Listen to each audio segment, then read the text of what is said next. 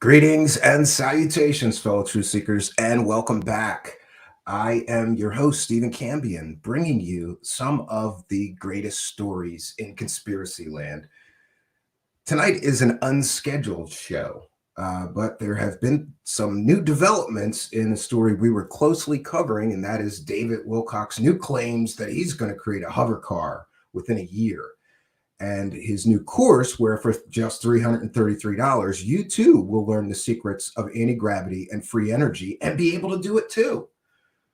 I've said from the beginning that I believe that this latest course and latest line of rhetoric from David Wilcock is indeed a scam.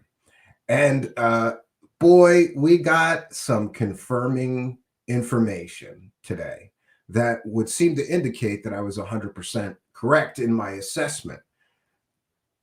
Well, I don't even want to go that far. Let's just say some new information that makes this look even shadier than I originally thought. For those that don't know, David Wilcock, for several weeks, maybe a month now, has been pumping his new course where for just $333, you too will learn the secrets of anti-gravity, free energy. Oh, you also get a book that was channeled from the Archangel Michael. That's right. David Wilcock is now channeling the Archangel Michael, who's telling him that he's on the right path to creating hover cars. Part of David Wilcock's new course, which I believe is this part of this is very shady. You can't know who his insider, an aerospace pioneer, the Tesla of our generation is until you give him the money. Then when the course starts, you'll find out who his insider is. Now, various people have been speculating. Some said that it was David Adair because of David Wilcock's previous affiliation with him on Gaia TV. I said, based on several things, no, I don't believe so. I believe that it was going to be either somebody. What I truly believe turns out to be what actually happened. I believed that it was going to be someone with some affiliation in the aerospace industry with zero accomplishments and not a real, like he wasn't going to have somebody that worked at Lockheed Skunk Works or Boeing developing stealth technology. He was going to have some wackadoo. And it turns out I was 100% right. And actually, I want to take a moment to thank somebody for this information that was sent to me today. Well, two people. Baby Jolly on YouTube, or I'm sorry, on Twitter, started copying screenshots and posting them on Twitter. And my phone blew up. People were sending me all the stuff. And it turns out that it was Jordan Sather who revealed who the actual insider of David Wilcock is, right? But before we get to that, I just want to, we're going to share, I'm going to cite fair use. We're going to share screen. I signed up for David Wilcock's, he ran what can only be called an email funnel, which is sign up for my course, for my free, information. And then when you sign up, all you get is the public YouTube videos that he's putting on public YouTube. You're not getting anything for giving him your email address. But what he's getting is a huge marketing list. And friends, he sends spam every day pushing people to buy this $333 course. I think in the past 2 weeks, I got, 20 messages from David Wilcock, all but, begging me to give him the $333 for the actual course. Out of Mind is correctly sharing our copyright disclaimer, and we are going to put our fair use banner up. Let me get that up, friends. I also want to thank Kari for at the very last minute giving me the thumbnail for tonight. Like I said, tonight was not planned, but there's so much going on that I thought, let me jump on here and cover this part of the story, because there's a twist in this story that only I would catch. And I had this strange moment of synchronicity earlier. And, when these new age people, when they mention synchronicity or, even when people talk about deja vu, to me, I say, a lot of that is hogwash, but I felt it today. And we're going to find out why, because there's someone involved with David Wilcock's Insider's aerospace company that I have a great deal of knowledge about and even personally spoke to once for something like a job interview. And wait till you hear this. This is going to get good. And I'm the only person who can bring you this information. When I saw who was affiliated with David Wilcock Insiders Aerospace Company as the chief operating officer, I almost fell off my chair. I couldn't believe it. And we're going to get into it because this is why I'm telling you that this whole deal is so shady. Wait till you see the people involved with David Wilcock's company and who they are, who their history is, what their history is. So I'm putting up my fair use banner. This is fair use. We will be discussing the information which I am sharing. And this is certainly, and we're using it for educational purposes to educate our audience. So this is certainly covered by fair use and is allowable by law. I did see this, Marina Mavroginis. I'm starting to say it right, Marina, with a kind and generous $1.49 super sticker. And I believe we had one. Oh, yes, we did. A super sticker from Welcome to the Show, kind and generous 99 pounds. That's still cents, right? I think so. And I think we'll be up to date on the super chats. Yes, we are. Okay, so thank you guys very much for your kindness and your generosity and your support. I'll be reading all the super chats at the end of tonight's broadcast, as we usually do. We read every single super chat. We recognize and thank every single person who's contributing to the show. Okay, so let's get first to the latest email, which I wanted to mention. I think it's Mark who is forwarding me all of David Wilcock's spam emails begging for money. And I want to thank him, but tell him that I signed up on an extra email address. So I don't need you to continue to forward them, but thank you for doing that, because reading the first few of these emails that he's sending people made me sign up because I wanted to see what else he was going to say. So this is David Wilcock's email today that says disclosure premieres live in a few hours. Now, remember, in order to find out who this insider is, you got to give him the money. He's not telling you. So he says, today is the world premiere of the cinematic experience, The Disclosure. It's a live stream. It's not a cinematic experience, David Wilcock. I don't care how many camera angles you use. It's a live stream. It's not a cinematic experience, but okay. He says, where we receive full disclosure. What does full disclosure mean? I believe that this wording is very carefully chosen by David Wilcock to hype this guy and what he's going to tell people. But as we're going to find out in a few minutes, he has nothing but failure to share with people, his so-called insider. Full disclosure from a new insider coming forth for the first time. During this course, we will also go through chapters upon chapters of prophecy from an archangel. Yeah, I'm not sure if he's channeling the archangel or it's prophecies from an archangel that he claims came to him in 1999. But we're going to see some other proof, courtesy of Kari. Kari made a nice video which shows that all of this Archangel Michael prophecies from 1999 garbage that he's spewing right now to sell his course, he already spewed the same exact New Age garbage 20 years ago for another scam where he was telling people that they would get superpowers in 2012. Okay, as the world moves from 3D, third density, into more heart-centered 4D, fourth density, we are experiencing some turbulence, which is normal, prophesized, and expected. As some of our human family graduates from spiritual childhood into sovereignty, new energies and capabilities are coming online and soon. Geez, I'm not even going to read this whole thing, but here's what you get when you register for the course. You will receive 6 profound weeks of paradigm-shifting, shattering content. Listen, he's been selling these courses for 20 years. Show me one person that felt they got paradigm-shattering content, right? What happened to all the people that he was teaching ascension courses to?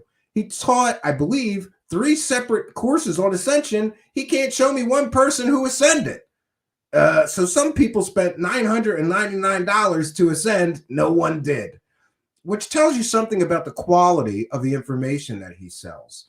Let's see. We'll also get stunning revelations from a new insider that you get to meet today. And the use of this word insider, again, this is a carefully chosen buzzword that David Wilcock is using here so that stupid people who are looking at this course think that they're going to get to hear from a real government insider. That's what the term insider generally is used, an insider, right? I mean, we could look up the definition of insider, but I believe it commonly refers to somebody who's really on the inside and has a lot of classified information. This person that he is showing in his course and talking with in his course is not an insider. He's a guy who started a company in 1996 to produce aircraft. It's 2021. It's 25 years after his insider started an aerospace airplane company. And guess how many airplanes his company has produced? That's right, 0. So what insider information is David Wilcock's insider going to teach you? How to run a company for 25 years and not produce a single product? That's not somebody that's information is worth $333, but okay. We get a balancing meditation with both David and Elizabeth. And what's Elizabeth's qualifications to even run whatever I've never even heard of a balancing meditation, and I meditate. I mean, maybe I'm wrong. You know, I'm very big on Buddhist meditation, and I don't know what a balancing meditation is. And further, Elizabeth's only qualifications to do anything seems to be that she's married to David Wilcock, likes to play those bowls, right? Those crystal bowls. And she's got 5 black belts in Kung Fu that she got from her ex-husband. That's her qualifications, friends. We're going to get levitation and telepathic exercises and knowledge. We're going to get an interview between Elizabeth and Ben. Ben's the fake name of her insider, about what it's like to grow up as a prodigy. You get an art print of Archangel Michael. You get the full Michael Prophecies ebook and audiobook. And I just want to say, I grew up Catholic, and as a Catholic and a Christian, well, former Catholic, now non-denominational Christian, the fact that he's involving an archangel in his scam is insulting to me as a Christian. And ask any Christian. Archangel Michael is very important in Christianity, the slayer of demons. Most of us would find fault with somebody selling prophecies from Archangel Michael that have not been vetted by a real religious scholar as being genuine. So what he's basically selling is a book full of nonsense that he's attributing to the Archangel Michael, that he can't prove came from anybody except his own imagination. Wow, we're going to get a peek into the future of green technologies, hover cars, and mind-blowing power source. What this has to do with ancient civilizations like Atlantis and ancient Egypt. Yeah, I'm the ancient aliens guy, David Wilcock is, right? So he's got to throw in some ancient Atlantis and Egypt stuff. I don't know what Atlantis or ancient Egypt has anything to do with hover cars and levitation, but he's going to throw that in. So join me tonight for the debut of Ben and much more. We start in just a few hours at 12 p.m. Pacific time. So it's not too late to grab your front row seat in the premiere. You can register here. And what's interesting is if we click on that link, he's still doing that thing where he's saying that, you know, it's a limited time offer, right? It's a limited time offer and you can still sign up for it, right? He's been lying for weeks with a counter on his website, which is illegal. It's against consumer laws, consumer protection laws. You can't straight lie in your ad copy and tell people that this is a limited time offer and then just keep moving the timer and the deadline to sign up. That in and of itself is consumer fraud in most states. I believe it's against federal law, actually, but I'm no lawyer. So we're going to stop this. And now I got to get over and find the next thing which we'll be sharing, which is very revealing. And I thought that we should share this. Actually, you know what? I'm just going to go over to YouTube and get it. I don't need to go. Kari gave me the link. And of course, I didn't put it up. But you'll have to excuse me. I have like 18 tabs open with stuff that I need to share in order to properly explain this story, but it gets better and better. So we're going to get to the 1 second. No, I think I am going to have to. Oh no, same grift, different decade, featuring David Wilcock. Yeah. So we're gonna cite fair use. We're gonna share my screen. This is fair use. This is a transformative work. This is great, friends. This is absolutely great. So David Wilcock has been spewing this new age spirituality garbage about prophecies and Archangel Michael and all this garbage to convince people that he's really going to make hover cars and you got to sign up for my class. And what a lot of people didn't realize, but Kari did, having watched David Wilcock for a long time, yeah, so this is May 2nd, 2010, when he is using the same exact new age garbage that he's using now. And let me tell you something. It wasn't true in 2010, David Wilcock. It's 2021, right? It's 11 years later, and you're pulling out the same garbage. Amazing.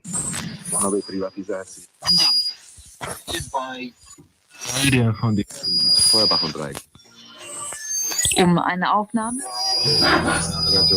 Let's look at the work of Dr. Rosine Lallement.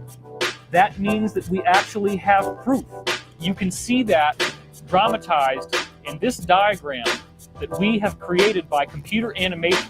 Rippling through space, you see the Milky Way galaxy, and as we zoom in on the Milky Way galaxy, you can watch these ripples expanding away from the center, expanding through the galaxy. I just showed you in this video how the salamander's egg can be shined through with a laser and redirected into a frog's egg. I go through a 16-hour lecture with over 800 different slides, and I will show you how all of the things that we've been talking about up till now are then mirrored in prophecies that are given to us from the 1950s. DNA is an intelligent template. So do we have any evidence that in fact human evolution is dramatically speeding up? We know that we're at the end of a 62 million year wave of energy right now. So this quantum medium can reprogram DNA. And we have evidence that it's actually happening to our own DNA. We can look and see that human evolution is speeding up. You take someone from 3000 BC, they are more similar to a Neanderthal than they are to us. You're going to see the Bible in a whole new way. So clearly this is not being hidden. It's right out there in the open. What does that mean? That means symbolism, creativity, intuition. You're going to see biblical prophecies that clearly establish that there is interplanetary climate change, that there is a spontaneous evolution that is likely to result from this. There's nothing else. There is no one else. There's only one of us here. I want to thank you for watching this video, and may peace be with you. Congratulations, you now have your diploma. You're invited to the I Told You So party in 2013. Oh, that's cringeworthy, but I wanted to share it. So I'm going to share my Twitter, and we're going to get into the proof of exactly who his new insider, David Wilcock's insider, is. And again, I'm gonna be fair and be a man here because I'm not a huge fan of Jordan Sather. Most of my disagreements with Jordan Sather actually center around MMS and claims about autism. But someone correctly pointed out to me that although many people say Jordan Sather says X, Y, or Z about MMS and autism, I and no one that I know is able to find, a tape of him saying these things. It's just rumors that people, are attributing to him. So I don't know if that's true. And someday, if I get to speak to Jordan Sather, I'm going to ask him what are his thoughts on MMS and autism, because I happen to have an autistic child. And look, I know that a lot of people are not big fans of Jordan Sather, but I want to thank him because somebody needed to reveal this information, and he knew this information, having personal interactions with David Wilcock and seen some of his lectures where he slipped. It's also very interesting to me that he basically throws Wilcock under the bus here about his new course. And boy, you got to love it. You got to love it. right? 1 second, friends. I'm going to share my screen here. And these are screenshots provided to me by Baby Jolly, but they originally came from Jordan Sather's, I believe, Parler. I don't know. Jordan Sather's thrown off of Twitter and YouTube. I believe he's in the ghettos of the internet on Parler and Telegram. So I'm not sure the exact, or no, I do have the source. It's Telegram. So this is from Jordan Sather, and he says, I figured out who David Wilcock's new insider, Ben, is. This detail isn't a secret. David has let it slip in previous lectures. His name is Christopher Biscar, CEO of a company called Stavatti Aerospace. This company has yet to produce any aircraft. Yes, that's since he started the company in 1996, hasn't made one airplane yet. Jordan Sather goes on to say, so I'm not sure how major it really is. This company seems to be perceived as a joke on social media since they submit proposal after proposal and never seem to get anything developed or built. But they've been around for 25 years. What have they been doing all this time? What's interesting is that Stavatti has recently purchased a hangar in New York. This is the undisclosed location featured in one of Wilcock's recent YouTube videos with $1.5 million cash. This is apparently where they plan to develop the hover cars. Quite a bit of money for an aerospace company with no aircraft. Is this company a joke, a shell company, or something else? Curious. Wasn't Wilcock also asking for donations in a recent video to help this company out? Did Wilcock tell his audience that he has at least a 15% equity in this company, Stavatti, as well?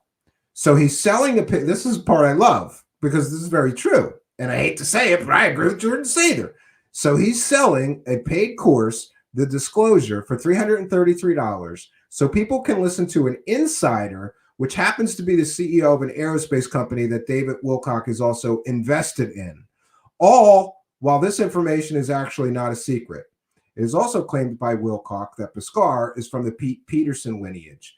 Well, I think that Pete fellow was full of crap. Again, I agree with Jordan Sather. We have done extensive research and proven that everything that Pete Peterson ever said just about was a lie. His entire background was a lie. All his claimed accomplishments were a lie. He was basically a pathological liar, saying that he worked for the Russian equivalent of NASA. No, he didn't. He worked for Ronald Reagan. No, he didn't.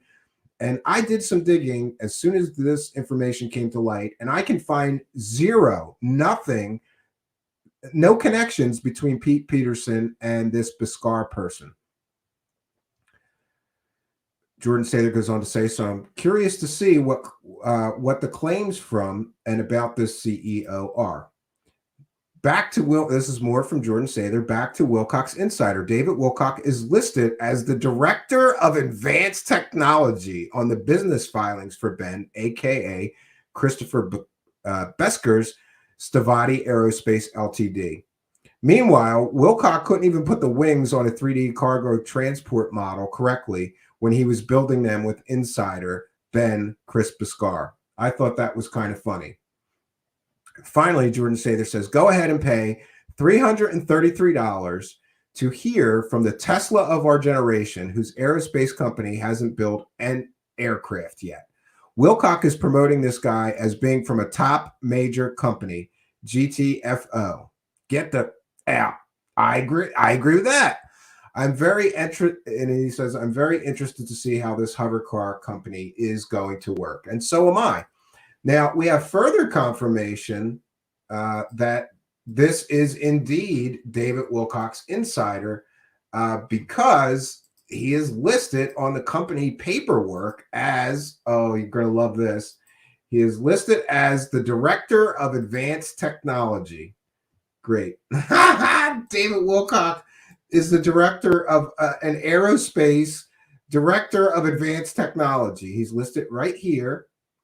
And here we also see something interesting in that Christopher R. Biscar, the CEO of this company, has a 50% equity ownership, and David Wilcock is claimed to have a 15% equity ownership. So perhaps some of the speculation that we went through previously with CW Channer on the show, that David Wilcock is getting scammed himself into investing with someone that's not going to produce anything. Here we go.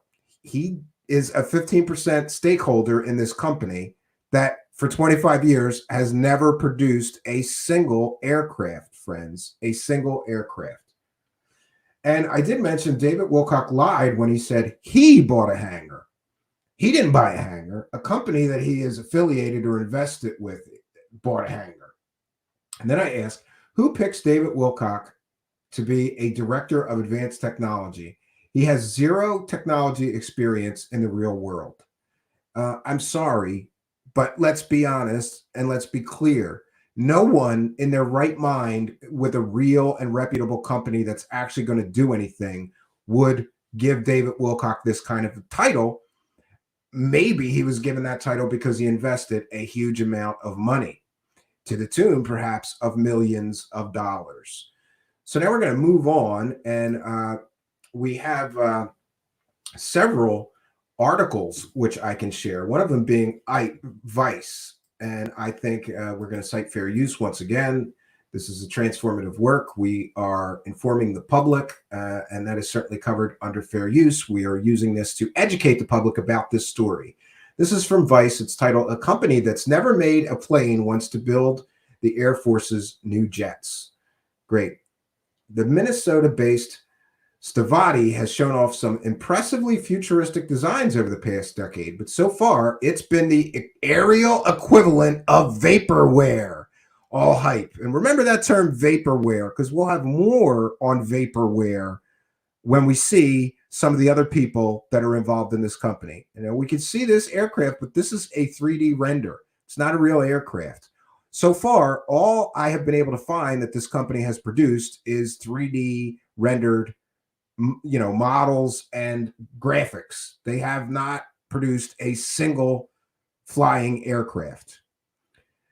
The article goes on to state a Minnesota-based aviation upstart just jumped into a $16 billion contest to build training jets for the U.S. Air Force. The odds are long that Stavatti Aerospace will win, but perhaps not as long as the last time Stavatti tried to disrupt America's military aircraft industry. When Stavatti first made headlines nearly a decade ago, the privately held company was the industrial equivalent of an internet troll, spreading titillating graphics depicting futuristic airplanes it stood little chance of ever producing. So far, Stavatti's airplanes are all the aerial equivalent of vaporware, all hype. So this is the perfect partner for David Wilcock to make hover cars with. A guy who has an aerospace airplane company for 25 years and is the aerial equivalent of vaporware, all hype. The article goes on to state, but the warplane market has changed. Small companies building clever planes stand a better chance today than they did then. Yeah. By the way, I'm told by an aerospace insider that he lost these contracts and, they went to real companies like Boeing and Lockheed. He didn't win. He put in a bid or something, put in a proposal, but he never produced anything. The article says, despite starting work on his planes much later than Boeing and Lockheed did, and with far fewer resources, Biscar said he's optimistic. We're not behind on the curve. Yeah, so there we go. David Wilcock's insider is a guy who has an aerospace company that has never produced a single product. Or, listen, and I also have to be very clear here. What this means is that this man has been running this company for 25 years and has not turned a profit in 25 years. Now, ask anybody with a technology startup. You can ask me. I have a technology startup. What happens after a few years when you don't produce a profit? The company goes belly up. So I'm interested and curious as to how this man is able to continue his company for 25 years and not produce any products. Now, he does have some offshoot company of his main company, which is producing, I believe, surveillance equipment, for the government. Yeah, there's a guy you can trust. All right, one more article to share, and then we're going to get into another groundbreaking bombshell about David Wilcock's new partner. I've got the goods for you tonight, friends. Thank you for tuning in. You're going to be glad you did, because we have an exclusive that only we can bring you about some of the people that David Wilcock's company is involved with. Here's another article. Stavatti Aerospace founder seeks to prove critics wrong despite no track record.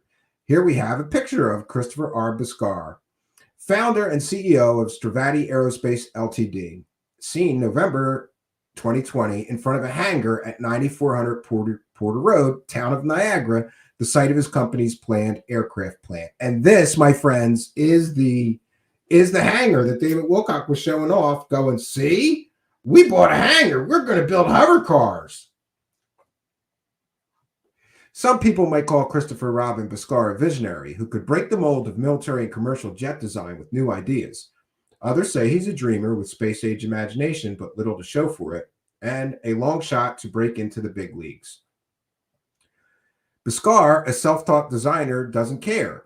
By the way, I just want to mention that his degrees are in physics and history, I believe. He's got a degree in physics and minored in history. He's not an engineer. So I'm sorry, but given his track record of not producing anything for 25 years and also not being an engineer and being a self-taught designer, I think that makes his odds of producing anything pretty low. It's my personal opinion. I'm entitled to it. Bhaskar says in this article, I think dreaming is good. I like dreaming, said Bhaskar, the 46-year-old founder and CEO of Stavatti Aerospace Ltd. That would-be airplane manufacturer from California with no known track record wants to spend $26 million to make Niagara County his company's base of operations.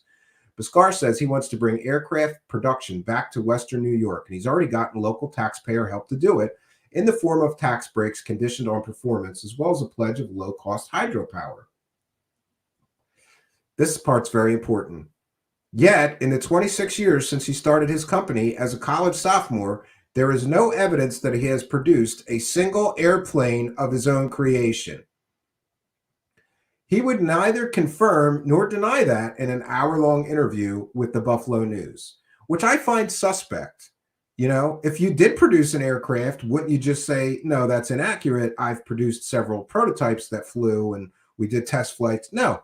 He's not confirming or denying that he's never produced an aircraft. He has 2 patents, at least one for aircraft design, but his company's website reveals that none of his planes have advanced beyond designs. And its only known business address up until now consists of 2 post office boxes, a one-person office suite in Tawaga, Bhaskar's family home in Minnesota, and a machine shop that is slightly larger than a basketball court. People can be skeptical, Bhaskar said. Now he's hoping to prove his mettle. Bhaskar has proposed setting up an aircraft manufacturing facility in the town of Niagara, promising to create more than 360 jobs. So here we see where David Wilcock is getting his talking points from. Remember that? We're going to manufacture this in the United States. We're going to produce all these jobs. That's coming from this guy who wants investment capital so that he could, finally, after 26 years, start producing airplanes that he's never produced. In November, Bhaskar paid $1.2 million in cash for a vacant former Army Reserve hangar on Porter Road. And see, that speculation that people had that anybody can buy a former military assets if you have the money and they want to get rid of it was absolutely true. He bought a former Army Reserve hangar on Porter Road on 19.8 acres adjacent to the Niagara Falls International Airport. He says he will spend at least $15 million more in the first year to turn the 10-building, 150,000 square foot complex into an aircraft research and design facility and his company's new temporary headquarters. And I just want to ask, where is a guy who hasn't produced a profit from his company in 26 years getting $15 million? Well, friends, it's called investment capital, right? It's called investment capital. You get an angel investor and you're really lucky they foot the whole bill for you. Or you get a venture capitalist who gives you all the money in exchange for a large percentage or stake in the company. That's what I believe that he is doing, but I have to do more digging in order to confirm that. So let's leave that as speculation of mine right now as to where he's getting $15 million. But it's reasonable to speculate that a guy who hasn't turned a profit in 26 years doesn't have $15 million of his own money to invest in this adventure. Oh, geez.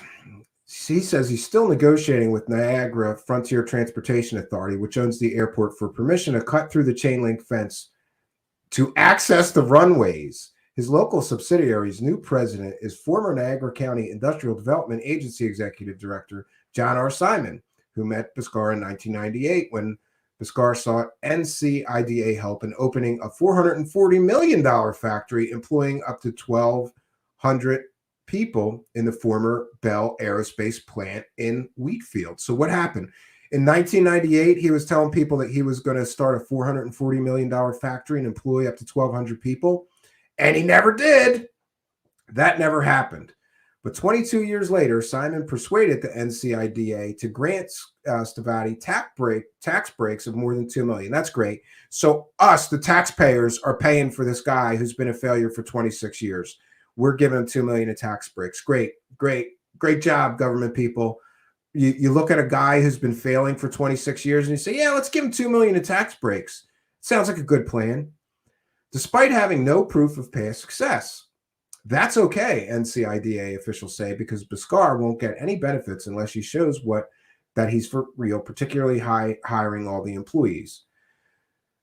Stavatti also convinced the New York Power Authority in January with the recommendation of local economic agencies to award it lucrative low-cost hydropower for what the company now says would be a $156 million investment. Again, these terms are ridiculous. Where is he getting 156? Who's investing $156 million in a guy who has never produced an airplane, though he's owned an airplane company for 26 years? I don't know anybody that's smart that has a lot of money that would do that, but it is what it is. Yeah, so he's disappointed in them. We bought the building with cash. We're operating. We're going to be starting a payroll. So I'm not sure how they determine speculative versus non-speculative. Oh, here's great. He's inspired by Star Wars and Star Trek. It's not unusual for startup companies to try to break into mature businesses, aiming to disrupt them with new technology and strategies, as many internet firms have done. Bhaskar believes, he says, I'll design jets. Bhaskar believes he can. Well, listen, if he really could design jets, he would have built some by now. He would have some customers by now. By the way, I'd also like to point out that David Wilcock promised that within a couple of days they were going to take receipt of some decommissioned MiG fighter jets, and then they were going to retrofit them and remodel the MiG aircraft and then sell them, which is absolutely ridiculous because, friends, you can't just buy military aircraft, refit them, and then sell them. There's all kinds of government red tape involved in selling high-tech weaponry, and David Wilcock doesn't have either the experience or the clearance to do something like that. It's ridiculous. And by the way, he never did. We haven't seen the MiG that they bought or that they retrofitted or refitted, whatever he was talking about. That turned out to be a lie. Him buying a hangar, that turns out to be a lie. It's a company he's involved with bought the hangar, not David Wilcock. But David Wilcock probably got, threw millions into that joke. And he's like, I'm going to go take pictures of my new aircraft hangar. It's not his. It's a company he's involved in that I predict is going to go bankrupt very quickly. But it is what it is. Bhaskar says, I'd like to say we're following the Northrop model, referring to Jack Northrop, who in 1939 founded Northrop Aircraft. Yeah, but Jack Northrop actually built airplanes, bro. He built airplanes. You haven't built anything. Bhaskar has spent his career battling skeptics, some of whom dismiss the Minnesota native as an unrealistic upstart. Critics both in online forums and within the aerospace industry ridicule his designs as unworkable fantasies, with some suggesting that they are derived from video games or movies. But he rejects such assertions, claiming that his designs came out much earlier and inspired a lot of the things in video games. Sure, he didn't copy them from the video games. The video game people are copying him. Sure. I was inspired by Star Wars, he said. How do you build the Millennium Falcon and the Starship Enterprise? How do you make this stuff real? For me, that translated into airplanes. Well, come on. The Millennium Falcon and an airplane are two different things, and the Millennium Falcon and the Starship Enterprise have nothing in common. That's kind of a ridiculous statement, but okay. he said he even alarmed Boeing when he submitted a design for 340 new Air Force supersonic trainers at a cost of $14 million each, $10 million less than the nearest competitor. He didn't get that contract, but he has a letter of intent from the U.S. ally to purchase 60 of them. And this is where we get David Wilcock's talking points that they're going to be selling military aircraft to other countries. Friends, you can't just produce military aircraft and start selling them to our adversaries. Serbia and Ukraine. Biskar, a physics graduate from the University of Wisconsin River Falls, formed Stavatti Corporation in July 1994 to design and eventually mass produce next-generation military and general aviation planes. Talking in highly technical and in-depth terms about aerospace, he spoke of creating high-quality, high-performance products that could be easily integrated into military forces, but at lower costs than current planes. Great. Yeah, and here is an accomplishment, though. In April 2017, Biskar signed a deal with Yugo Import SDPR, a Serbian government-owned company that imports and exports weapons and other military equipment, and its subsidiary UTVA Aviation, which makes general aviation and small military planes. According to that news release, the companies will jointly develop new Stavatti aircraft and systems, with Stavatti using 2 factories in Serbia, totaling nearly 1.4 million square feet. Well, it's been 3 years. I'm going to check in with this company, but I'm willing to bet they didn't produce anything yet. And for somebody putting out press releases saying that they're going to be joining with this other company, that could be problematic if he's asking for investment funds, telling people he's going to do these things, and then it doesn't work out and he doesn't do any of those things. Does he give the investment money back for people who invested based on those press releases? This is very problematic. Stavatti also says he has access to 850 aerospace engineers, machinists, and assembly workers at the 2 plants, and it took on the existing Serbian product line to upgrade, produce, and sell, including a small utility plane that has never been sold in the West. He also recruited 3 former Ukrainian Air Force veterans and started a subsidiary in that country, although Stavatti doesn't yet have a facility or contract there. So again, more vaporware. Since then, though, the company does not appear to have produced or sold anything, despite its marketing. Biskar said the Serbian models are available for production now by Stavatti if a client wanted any, but the company is focused on bringing aviation and trainer projects that would be put back into production in Niagara. He said Stavatti may have a rollout of its plans within 3 months. He never did the rollout of his plans. With production beginning by year's end, no production has begun. So this is more vaporware. He keeps making these promises and then not delivering anything. Just more promises. All this man delivers is more promises. But he would not comment further, citing the need for confidentiality because of competition, as the company has submitted 3 different bids for a U.S. contract, one derived from a Serbian plane. Lots of bids, no contracts. Stavatti's website displays computer-generated images of its Machete, Stiletto, Stalma, and Razor military jets. But despite submitting bids to the U.S. and allied military forces at least 14 times over the past 15 years, Stavatti has never landed a contract. And yeah, let me just explain something to you. If the United States government has a company that's never produced an airplane, why would they give them a contract? Would they really take that chance on a guy who for 25 years has not produced a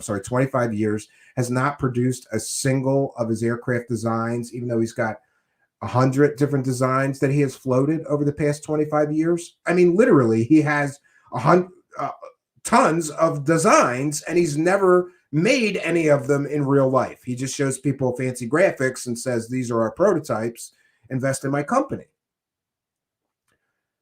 The company did obtain a letter of intent with an unidentified U.S. Allied Air Force for the 60 Stiletto training planes it has yet to produce, as well as a separate agreement to upgrade existing planes. It's also negotiating a contract with the other U.S. ally and bidding for deals with three others, Biskar added. It lists 4 U.S. locations on its website, including the Niagara County website and that Niagara County site, which is the hangar that David Wilcock's showing everyone. He maintains a 5,000 square foot machine shop in San Bernardino, California, where Bhaskar lives. He said he plans to move to Western New York, but will retain the California facility, a former landing gear production center. He has 31 shareholders. Friends, this is very important. 31 people have invested in this guy who has never produced a single aircraft, and he's buying $1.5 million hangars with that money. Yeah. He plans on performing maintenance, repair, and overhaul contract work to upgrade existing military planes, some of which will be coming here shortly from U.S. locations. He can't show us a single airplane that's come there. This is more marketing hype to solicit more investors. That's my speculation. Bhaskar also wants to build his own prototypes based on conditional orders for civilian and military aircraft. Niagara County officials say they've done their best not to stand in the way of Stavatti's project, viewing the assistance they've given so far as risk-free for taxpayers. Yeah, so apparently the idea is if they don't go out and do anything, they don't get any of the tax breaks or incentive, Langdon said. Great. So there is David Wilcock's insider, a man who has, this is perfect for David Wilcock. He can make all kinds of claims based on this guy who has never done anything. But friends, now we get into a real bombshell here about this aerospace insider and his company. And I have to be very careful here, and I'm going to explain why in a moment.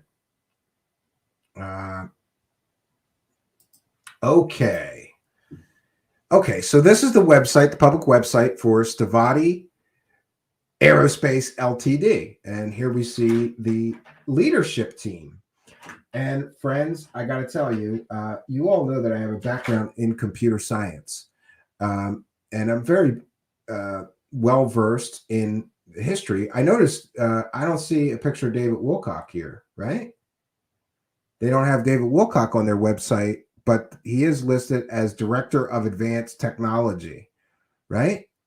So, one thing I really am curious about is this.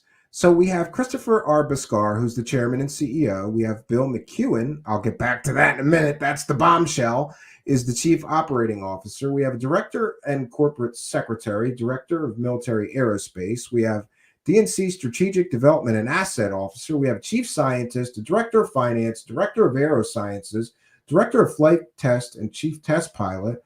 We have director of innovation and process leadership. We have a director of unpiloted aerospace vehicles. We have an executive vice president. We have a director of aviation safety. We have a director and president of DoD relationships. We have a director of Stavatti Ukraine. We have a director of aviation development for Stavatti Ukraine. Friends, how is a company that hasn't produced a profit in 26 years employing all these people? Did you hear some of those titles? To me, those would be people that would demand a pretty high salary.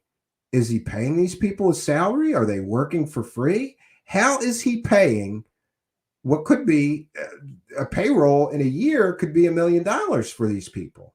How is he paying the payroll for all these people that are just the leadership of his company? This is not to, let's forget about he's going to need, secretaries, finance people, accountants, parts people, maintenance people, a janitor, office workers. But somehow a guy who hasn't turned a profit from a company in 25 years is able to pay all these people. Where is that money coming from? Now, we will get into our bombshell here. The chief operating officer of this Stavatti company is Bill McEwen. Now, when I saw this, I almost fell off my chair. I couldn't believe that Bill McEwen was involved in this company. But as soon as I saw Bill McEwen was involved in this company, I was 100% sure that this company was some form of investment scam. That is my opinion, and that is my speculation based on Mr. Bill McEwen's involvement as the chief operating officer. Why do I believe that?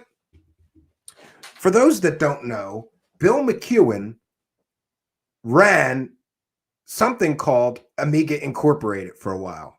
You may be familiar with the Commodore Amiga. But what happened is, after the Commodore went bankrupt, the corpse of the Amiga computer, which is an amazing computer that I know a great deal about. It was my favorite computer growing up. I've always followed what happened to Amiga and the people involved with the Amiga after Commodore went belly up. I still follow it to today. So we really should go to Wikipedia to explain more about this. But Bill McEwen was heavily involved in robbing the corpse of the Amiga, and all kinds of lawsuits, investment things that didn't work out, people investing. He promised products and services to the Commodore Amiga computer community for 10 plus years and never delivered anything but the ability to play classic Amiga games on a BlackBerry. That was his only product. People went to his office, which was supposed to be the worldwide headquarters of Amiga Incorporated, and there was nobody in the office. There was like boxes and nobody in the office in some, corporate office suite.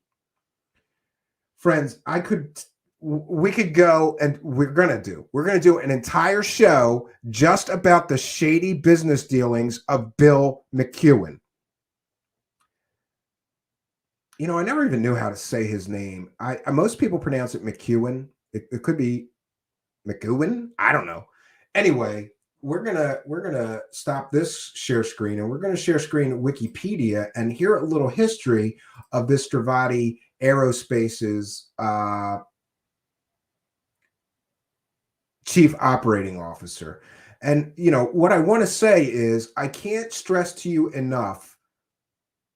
Ask anybody that follows the Commodore Amiga or is a fan of the Commodore Amiga about Bill McEwen. He is the most hated man in that community. He basically bought the corpse of Amiga, the intellectual property, the trademarks, the software that they produced, their designs. He bought that from Gateway, but it should be noted that a bunch of companies, when Commodore Amiga went bankrupt, they started selling off their assets. And the big company that bought all the assets was Gateway Computer Ltd., who Bill McEwen at one time worked for, running what was going to be the resurgence of the Amiga computer. Gateway bought the intellectual property rights, and they were going to produce a new Amiga computer. And they never did. After Gateway failed miserably to produce a new Amiga operating system and a new Amiga computer, Bill McEwen bought the assets from Gateway and created something called Amino Ltd., which never produced any products. Then they changed it to Amiga Incorporated after they bought the assets, which additionally produced almost nothing, right? And we're going to get into that. Let me share my screen here. Again, we're going to cite fair use. And this is the history of the Amiga OS/4 dispute. So just one of the scammy, shady things that Bill McEwen was involved in. He bought the Commodore Amiga assets. He took all kinds of investment money from people, and then he didn't produce anything. And things drug on and drug on and drug on. And for those that don't know, the Amiga at the time of Commodore Amiga's despise was on 68,000 processors, which the line of processor ended. It needed to go to a new processor. So Bill McEwen and others decided that Amiga should move to PowerPC chips, which by that time were super expensive. And Apple, you'll know from computer history, got out of PowerPC chips because they weren't efficient. They had heat problems. There's all kinds of problems with PowerPC. It's got an elegant chipset design, but it doesn't work very well in real world applications. They're hot. They're very expensive to produce because nobody's producing them in vast quantities. So the move was supposed to be that they were going to take Amiga, the new Amiga operating system, and move it to PowerPC.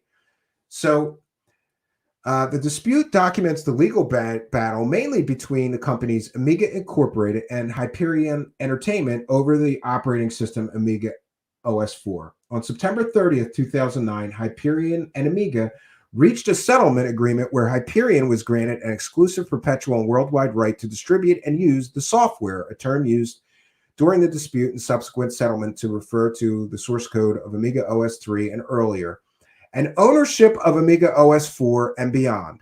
Essentially what happened, this article is very flawed.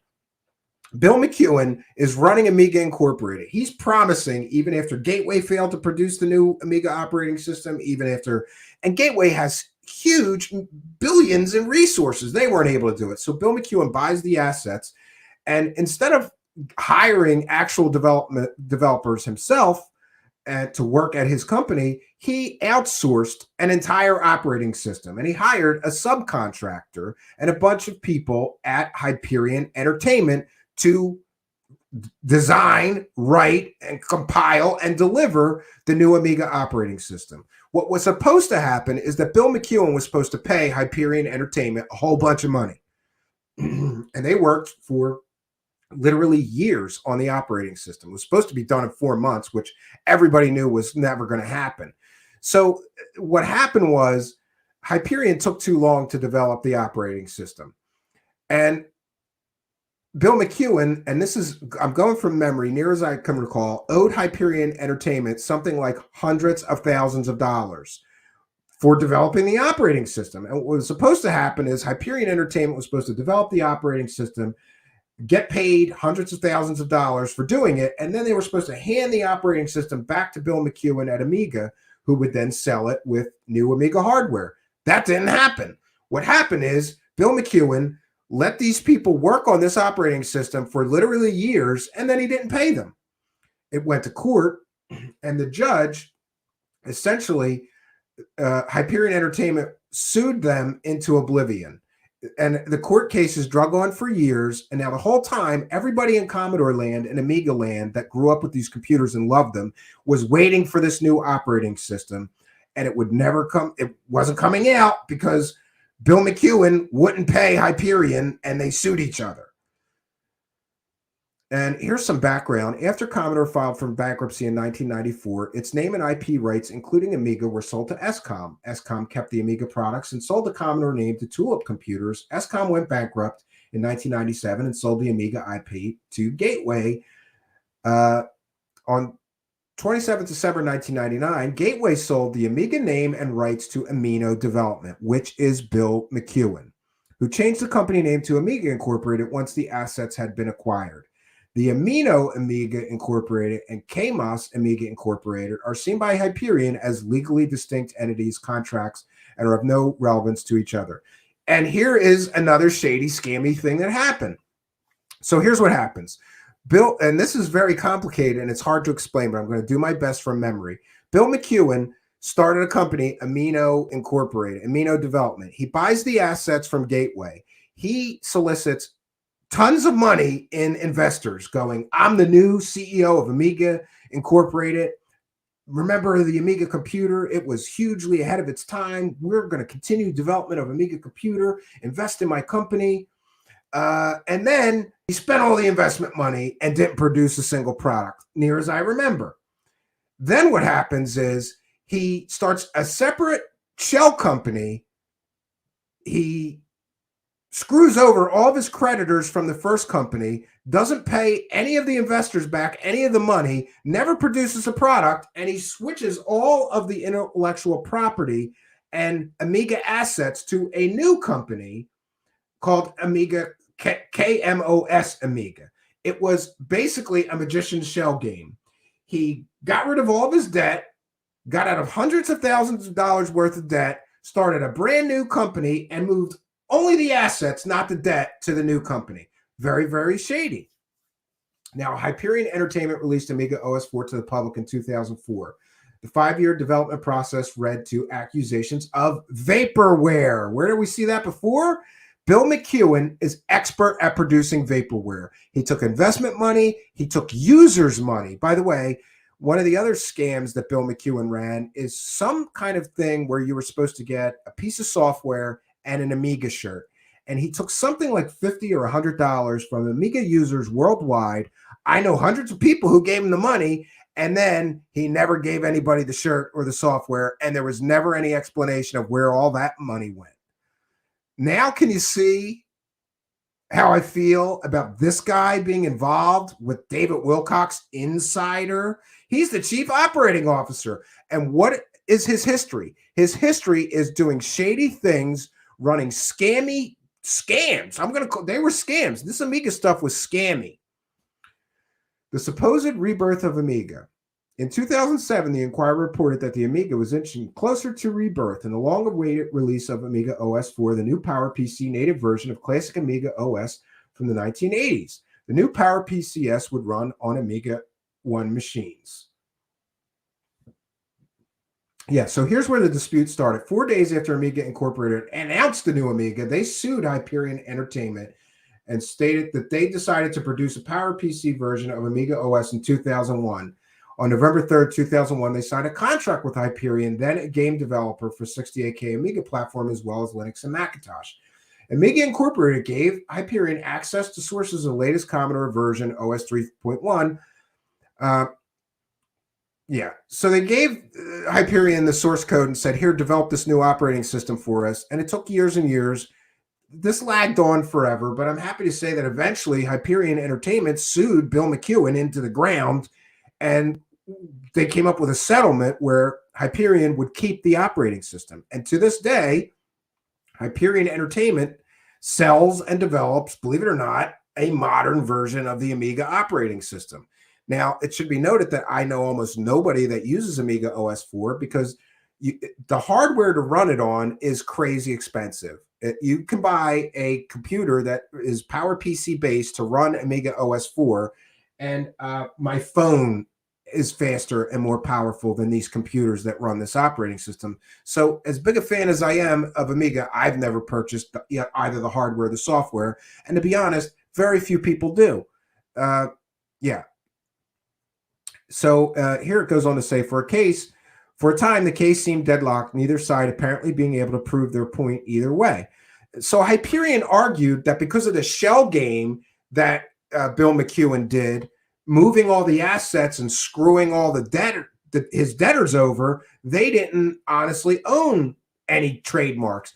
And this court case got ridiculous. And I just wanted to mention that in the Amiga computer community, which I still am a part of, I grew up with Amiga computers. They were the first computer with digital sound. They were the first computer with the multitasking GUI operating system.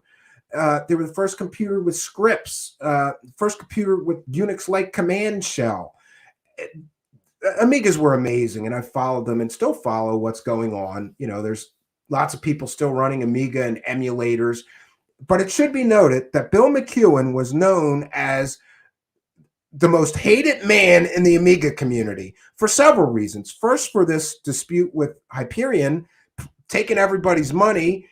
I believe they took money for pre-releases of Amiga OS 4, and then years later, they never delivered them. There's all this shady stuff that went on with this Bill McEwen guy. He is the most hated man in the Amiga community. He is called the grave robber of Amiga because he robbed the grave of Amiga, made all these incredible promises over 10 years, and never delivered anything. Oh, and there's another part to this. Once, while he was soliciting investor money, he ran around and got all kinds, this is Bill McEwen, he got all kinds of publicity saying that Amiga Incorporated was going to sponsor a soccer team in California to the tune of millions of dollars. They were going to become their big sponsor. There was going to be Amiga banners in the stadium and all this stuff while he's soliciting investors' money. And then guess what happened? He never came up with the money. He never came up with any money to sponsor. There's newspaper articles about this and how shady that deal was. It should also be noted that for years and years and years, decades, people wanted to play those old Amiga games, right? That's another shady, scammy thing that Bill McEwen did. I'm going to stop this screen here, And I'm going to just share for a moment from Hyperion's website so that you can see that Amiga OS eventually did get produced. And we can see some screenshots here of the Amiga operating system. Now, they did eventually get this to run in an emulator on PC. I have a copy. I purchased a copy just for nostalgia. I don't really use it. I do still run some old Amiga applications and games, but I do it on Linux. This just added, and it's like an emulator in an emulator, so I don't use this much, but I got to say that they did an amazing job updating Amiga operating system to be more, to be like the old Amiga operating system you remember that you grew up with, but with lots more colors and capabilities and, you know, power. So there's that. Eventually, Hyperion won the lawsuit, and Bill McEwen owed them, the developers, so much money that he had to settle and give them the rights to the operating system that they put years into because he never paid them. Now, let's go on to a final shady and scammy thing that Bill McEwen was involved in.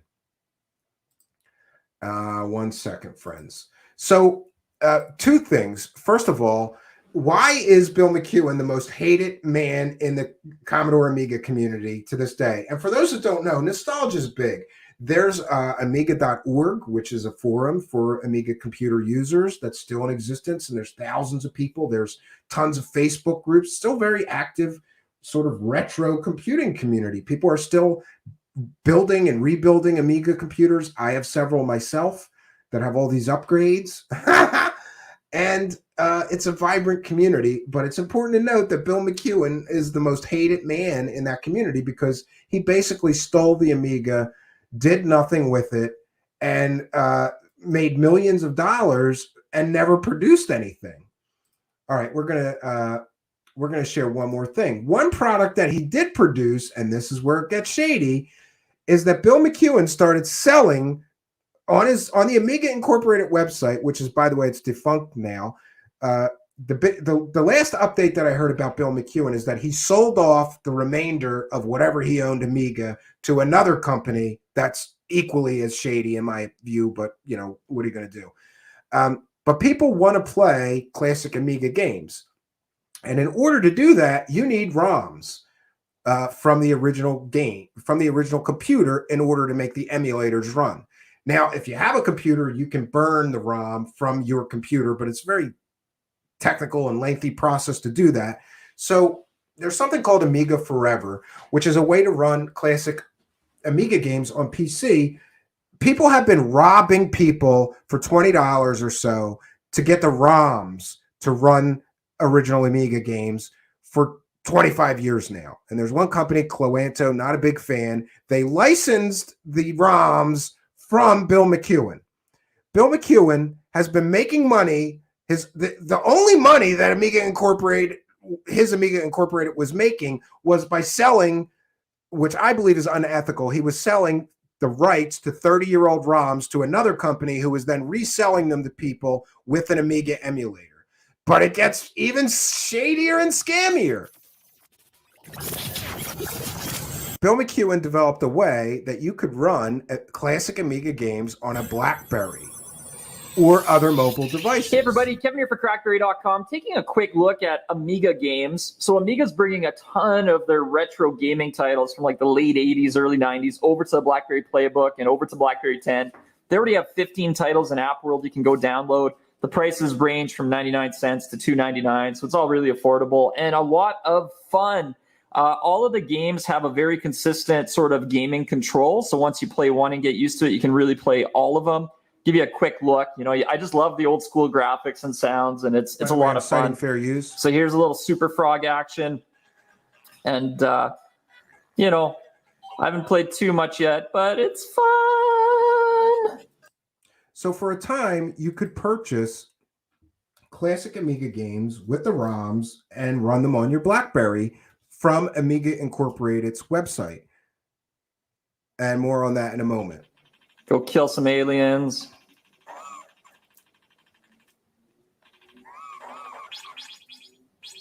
Good times. And here's a little overdrive. We can play a little racing. Yeah, and these would all run on a BlackBerry, or later he came out with a way for them to run on tablets, etc. But there was a real big problem with him doing this. Okay, here we go. And we'll wind it down on this. And don't wait. Just go get yourself some Amiga games. Come on, baby. Oh. All right, that's enough of that. I just wanted to explain that Amiga Incorporated was selling, with Bill McEwen at the head, was selling Amiga games on their website. But here's the problem. It turned out that Bill McEwen did not have the rights to the games that he was selling. That's right.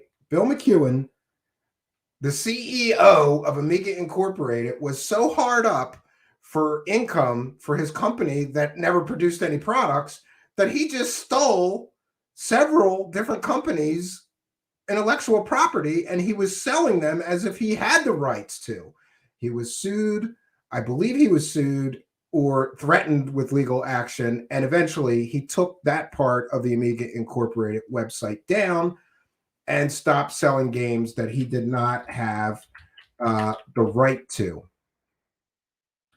Yeah, and it looks like his website is still up. The Amiga Incorporated website is still up, but there is nothing there. Like literally, there is nothing there. Look at the website. You can follow Amiga Incorporated on Twitter. I don't want to follow them. And yeah, listen, he's still complaining about Hyperion. Under the agreement Ben Herman's reneged on, Amiga would have granted Hyperion the right, which it currently doesn't have, to release Amiga OS 3.2. Yeah, and there's anyway, I'm over on Twitter. On this Twitter, he's still complaining about Hyperion, the company that he stiffed for hundreds of thousands of dollars and never produced a product.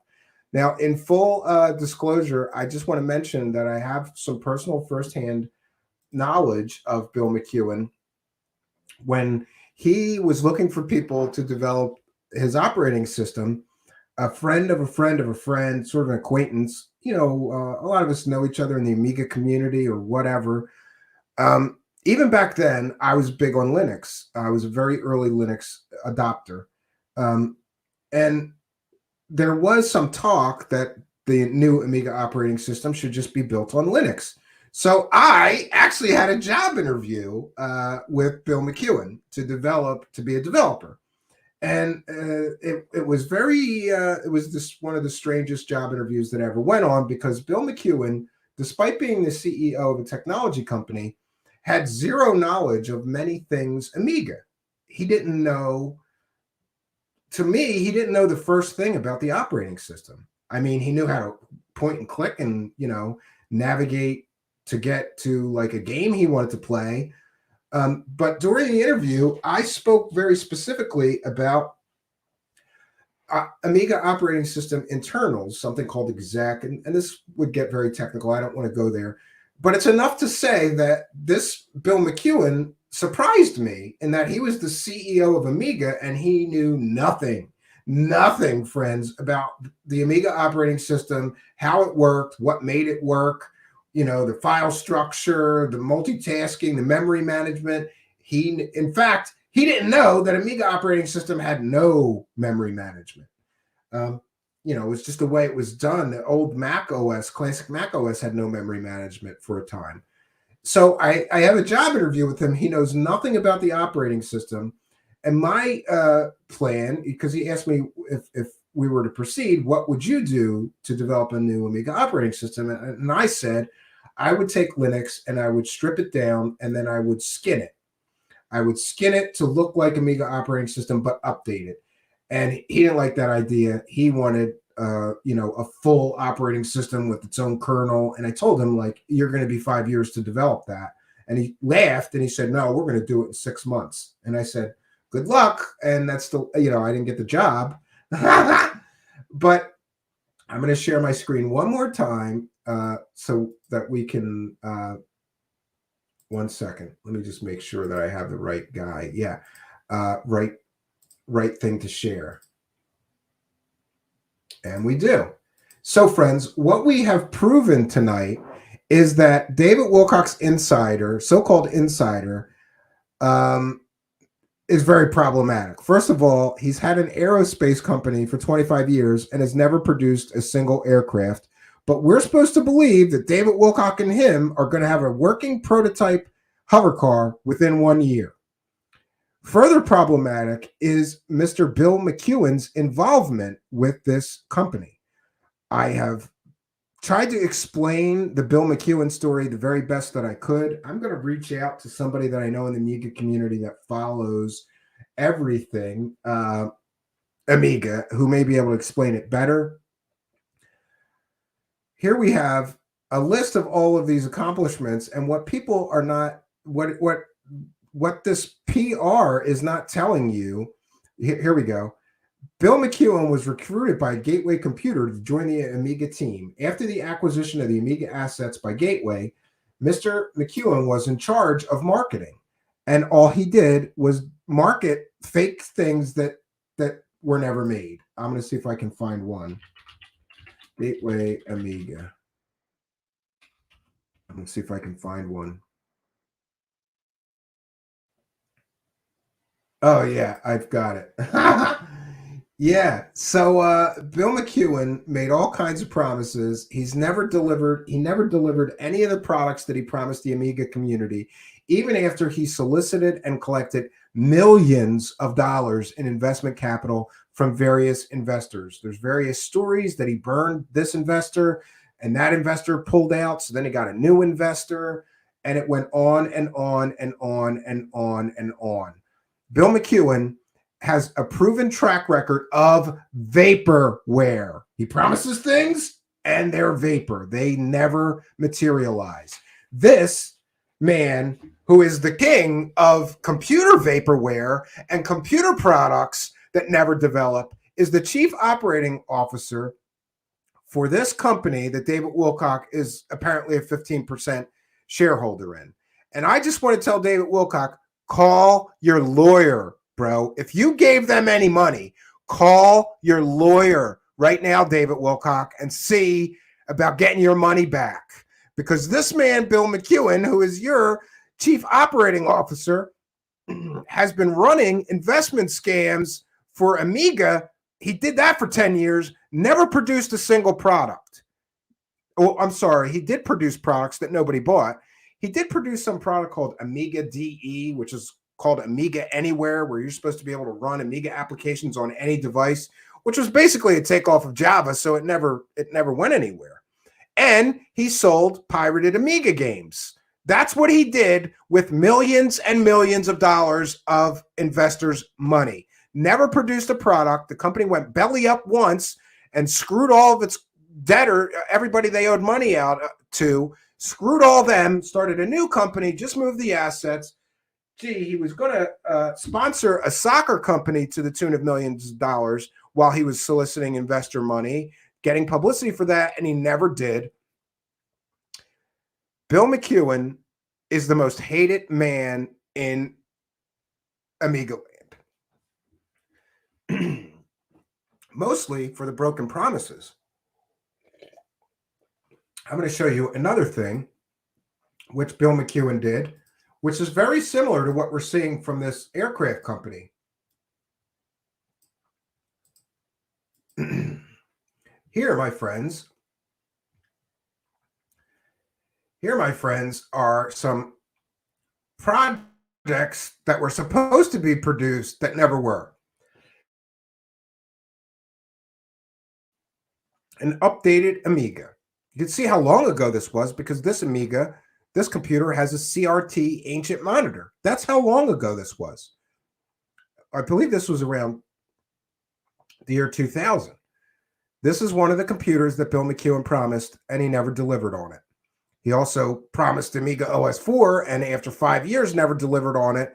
And the company that actually made the operating system had to sue him into oblivion, and they got control of the operating system because he never paid them. So what we have here is David Wilcock with a history of lying, making up stuff, using fake whistleblowers and fake insiders, promising people. This is how we're going to try to bring it back around.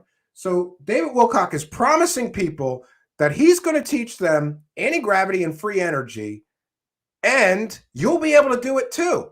And his new company is going to produce a hover car. Within 1 year, they'll have a working prototype. And within a few years, they'll have affordable models that you can buy. But what's very problematic is that his partners in this are one guy who's been showing people nice graphics and designs of products he never actually makes for 25 years. And the second in charge of that company that David Wilcock apparently invested a lot of money in, you dummy, is Bill McEwen. You dummy. You invested in a Bill McEwen scam? Bill McEwen did the same thing.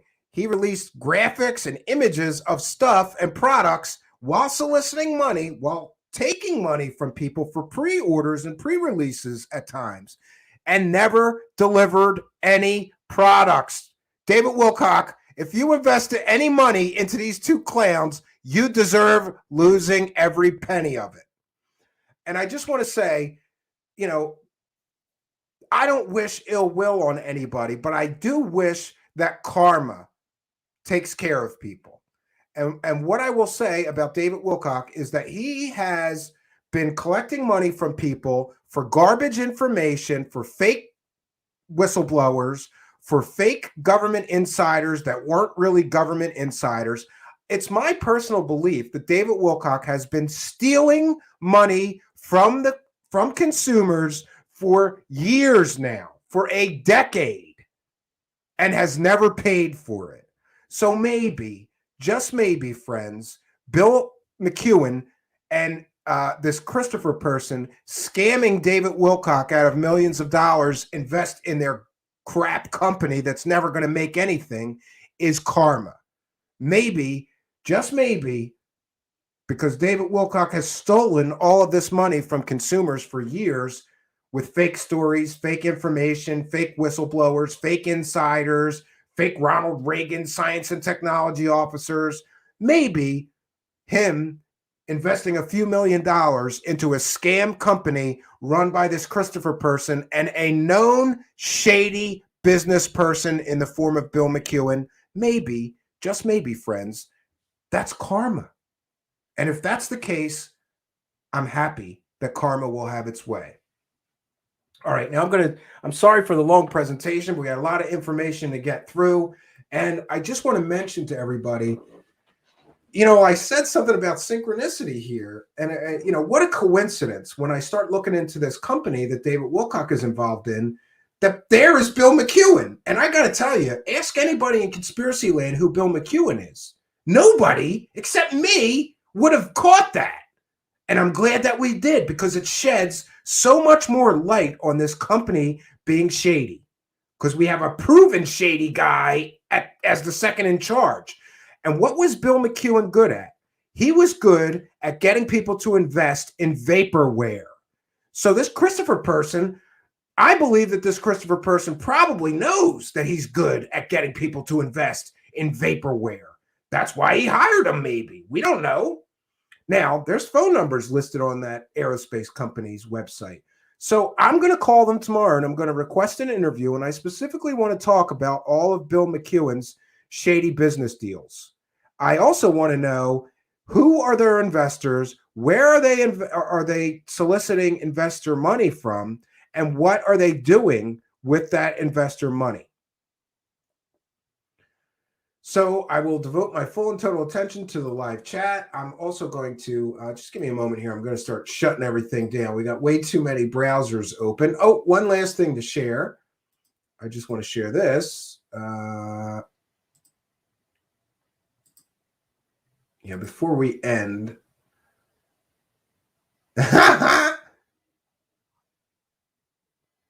Oh yeah, I have another thing. Look here. I will share something else from Bill McEwen. This is Bill McEwen in the year 2000. I'm going to cite fair use. This is a transformative work. We're educating the public. And here he is in the year 2000 talking about delivering the new Amiga operating system, which would not come out until almost a decade later. It was the other day. I was literally on the plane. I was working with these demos, and it hit me. I'm using an Amiga notebook. No, he was using an Amiga emulator before, and I'm actually using one. And with 2 batteries, I can go 9 hours, so that's not too bad. The fact is that we're making the steps. I mean, in 10 months, we've gotten this far. Okay. At the 1-year anniversary, you'll have new product shipping. At the 1-year anniversary, we'll have new product shipping. He never shipped any products at the 1-year anniversary. Here he's showing some technology demos of products that would never be released. Okay. Not too bad for 12 months. Sorry? Not from us. It'll be MeterNet's the first one. Definitely not by Christmas time. Okay. Our stuff's a little more complex than what they're doing. Bill McEwen was also very I said conned. That was a Freudian slip. He was also very fond of coming up with these new business partners to generate hype. You know, like I'm partnering with BlackBerry. And then we would find out that BlackBerry didn't know anything about what he was talking about. Or he'd say, I'm partnering with developers at Microsoft. And then people would check. And then it would turn out nobody from Microsoft knows what he's talking about. And I believe that he did that for hype. He would say, I'm working with Microsoft, I'm working with BlackBerry, I'm working with Nokia. And then people would think he was credible and that his company was going somewhere. He's got all these, you know, impressive technology partners. Let's invest. And then he would never produce any products, friends. But tonight, you'll actually see some timelines and some announcements on what's going on there. So buy your dinner ticket. I'm going to kind of leave it open at this point, because I want to make sure everyone understands and grasps what we're talking about. Amiga literally will be the first operating system that can be everywhere. There's not a product in the world that can do that floppy demo. I mean, it works. This is not, you know, I haven't put you guys in some weird hypnotic. Yeah, he was very fond of this thing called Amiga Anywhere, where he could put a floppy disk into a Mac computer and it would run. And then he could put a floppy disk into a Windows computer and it would run. I mean, this is Java. It wasn't groundbreaking technology. They basically copied what Java did and did it a little differently. That's why it never took off, because by then everybody was already using Java. He was years late getting into that idea of computing. State, although I could. But the fact of the matter is where the community is so important to us is it's you guys that have kept it alive. You're supposed to say, here's my checkbook when you walk like that. He's in a trance. Okay,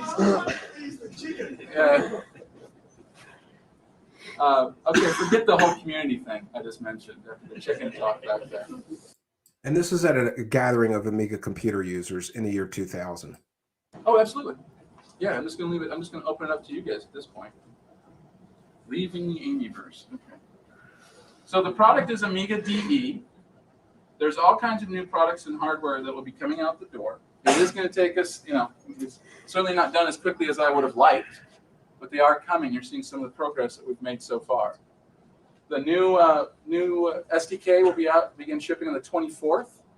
Yeah, he charged people money for a software development kit for a joke of a product that barely worked. But he charged people money for a software development kit for a product that barely worked. And those of you that already have the Linux SDK will automatically be upgraded for free to the new version. Now, I did make a small mistake on my document, the executive update. The Coan engine, Math engine, Criterion Renderware 3D are not in this update. They're in the next build, which comes out about 4 weeks later. So I apologize. I thought it was. Yeah, and in this talk, he's talking about all these new software products, new Amiga hardware, new Amiga computers. None of them would ever come out. He never produced any of the products that he hyped and talked about. And that's why you'll see, friends, why I was blown away that David Wilcock is involved with this guy, who I personally watched promise all kinds of products for years, for a decade, and he never produced any of them. Never produced any of them, which is really, it was really sad in a way, because, you know, I grew up with Amiga computers. I wanted to see a resurgence. I wanted to use an Amiga again as my main computer. And even today, even to the people who invest at $3,000-$4,000 in one of these high-end Amiga OS/4 computers, you can't really use it for your main operating system. I mean, you can, I guess, but yeah, no. I don't know one person that uses it for their everyday computer. most of the guys that I know or technology or Amiga enthusiasts that bought that thing and the operating system just use it for fun, which is sad, but it is what it is. There's nothing you could do when somebody that's less that he just wanted to make money from the Amiga name. It was very apparent after a while that he was just after an easy life and he, like David Wilcock, was living a millionaire's lifestyle, acting like he was Steve Jobs, but he never actually produced any kind of a computer. And one final thing to share, which is this is the facility which David Wilcock and his buddy just bought. I don't know. One of them's got to be the hangar. There's a bunch of different buildings here. This is what David Wilcock was showing off. Oh, look at that. That's weird. Anyway, that's where they've spent millions of dollars, or $1.2 million, and so far have not produced a single product. And I got to just say that with a guy like Bill McEwen as their chief operating officer, I am suspicious that they ever will produce a product. We've got a chief operating officer who has a proven track record of vaporware, of promising products, taking investors' money, and never delivering the actual products that they promise to develop and produce. That's very problematic. And, I know David Wilcock watches all of my streams, and I know that. I'm not boasting. He does.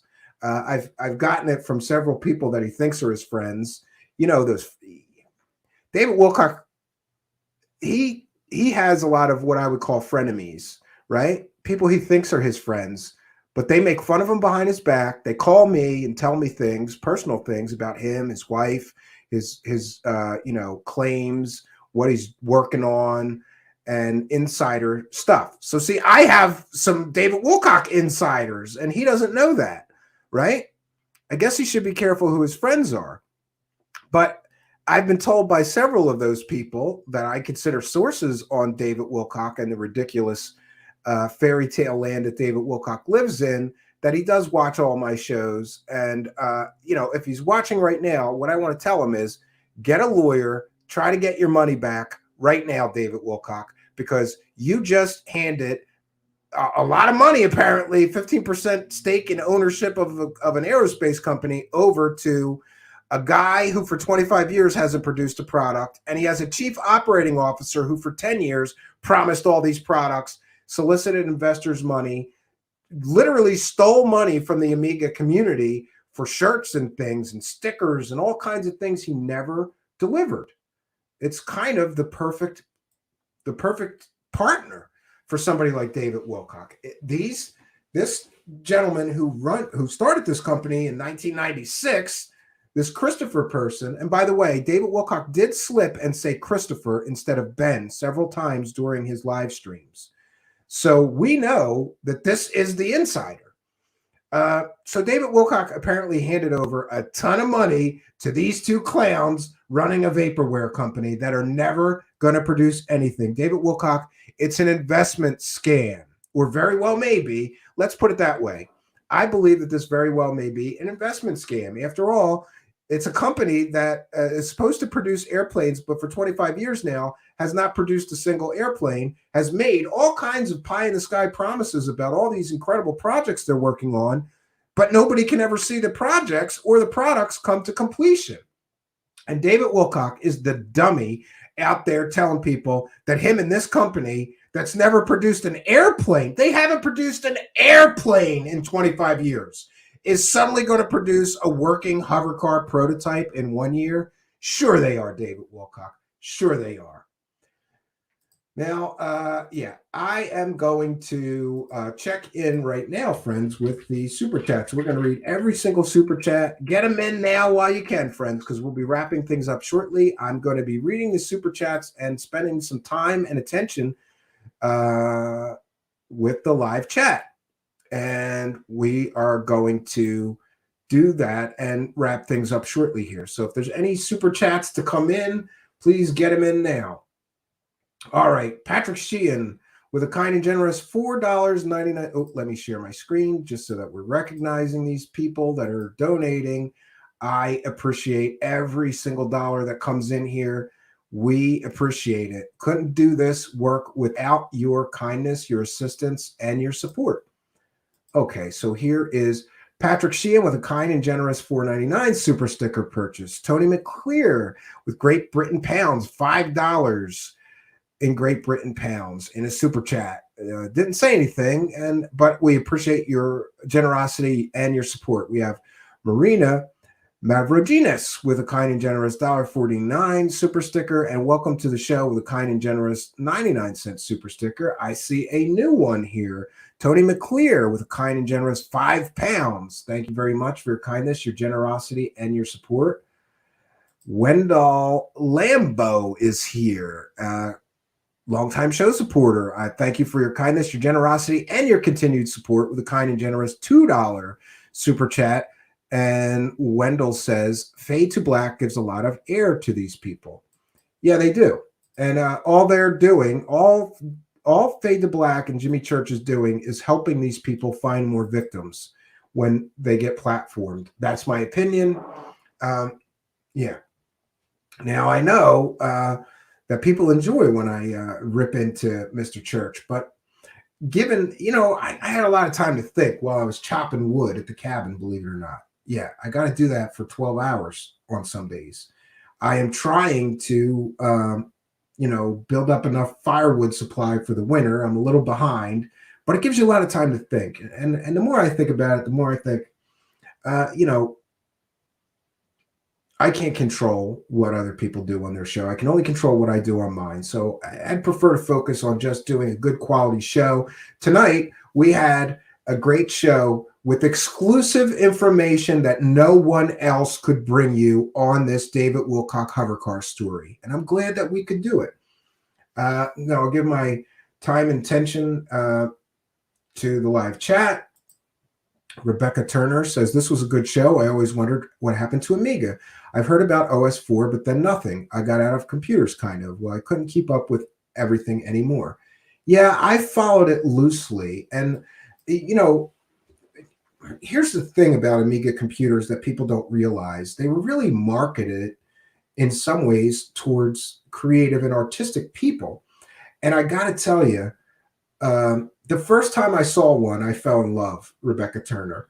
I mean, I absolutely fell in love. And what happened is I watched a demo of somebody who was running 8 phone lines in a BBS. They had 8 people in their BBS in the chat room chatting. And then they played Golden Axe on the Amiga.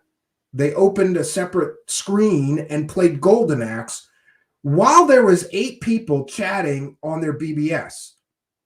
I was so blown away because at the time, everything was DOS and nothing multitasked like that. And I went out to earn extra money. I was 14 years old when I got my first one. And I got a secondhand Amiga 1000. But that Amiga 1000 started my music career because I was able to learn sampling on that Amiga computer. They were amazing computers. I fell in love. It had millions of, I don't know, it was something like 16 million colors when, PCs had like 16 colors. And you're like, wait a minute, Amigas have 16 million colors, or 64 million, I think. It was just, I was so blown away by this computer. I told my dad, like, I got to get this computer. And he's like, you got 4 computers. But yeah, I had like a Commodore 64 and I was real big on Radio Shack color computers because they were cheap and a lot of people were getting rid of them at the time. So I would get them cheap. And, and I had a crappy, like a 286 PC at the time, like one step up from the original IBM PC. I think it was 10 megahertz and it had 1 meg of RAM. But anyway, I got a secondhand Amiga and I started sampling. And you can ask people who know me from those times. I had boxes and boxes and boxes of floppy disks full of audio samples, full of drum beats, drum loops. And at the time, you had to put the samples in, load them into RAM, and then take the disk out and put the next sample disk in. It was a nightmare. But my first digitally recorded music, I was able to produce on this Commodore Amiga that I bought secondhand, and then I would upload those songs to the predecessor of the internet, which was Usenet and FidoNet and BBS's. And I got a great degree of, well, not a great, but I got some degree of infamy and fame among computer nerds for my music tracks, which, you know, if I look back on them now, if I listen to them now, I think fondly about making them, but they were terrible. 8-bit, 4 channels. That's all we had is 4 channels, 8-bit sound. So it was kind of, you know, noisy and crappy. Yeah, Rebecca Turner says, they were, Stephen. My dad had the 500. He loved it. He wrote articles for computer magazines and built his own computers. He knew Bill Gates before Microsoft. Well, that's interesting. Thanks for chiming in. So any comments or questions for me, please put them in all caps. Oh, and Tony McClear, third time with another £5 super chat. Very generous of you. Says, third time lucky, Stephen. Hi, Stephen. Quite new and loving your style. I'm glad to see you here. I'm always glad to see new people in the live chat. Tonight we had an amazing attendance. I think there was like 115 in the live chat, which is maybe a record for us. And I'm glad for you feeling so generous about liking the show that you would contribute that much. Thank you for your kindness, your generosity, and your support. And thanks to all the super chatters tonight for helping us with the show. I also do want to mention that I shared a song on my Patreon. So there's a few ways you could support me. There's a money button down there. Hit the money button. You can send any amount of money that you want that supports the show. Sign up for a Patreon for as little as $1 a month. But we have it open on Patreon. It could be $1 or you can give me $100 a month. Whatever you think the Patreon benefits are worth, we'll take it. And we do a backstage view. I post some songs every month on Patreon. We try to give some backstage content about what's going on. I'm going to be doing a new test of the multi-camera setup here, either tomorrow or the next day, and posting it to Patreon.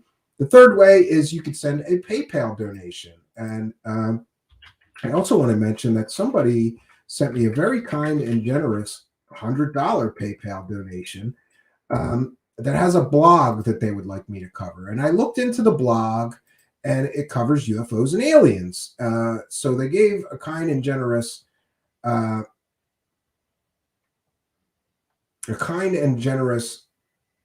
donation. And we also have someone with the initials AL on October 15th with a kind and generous $20 donation. I want to thank you very, very much for that. Very, very kind of you to do that. 1 second. And DB. Let me see. Let me read his. Why won't it let me read it? Okay.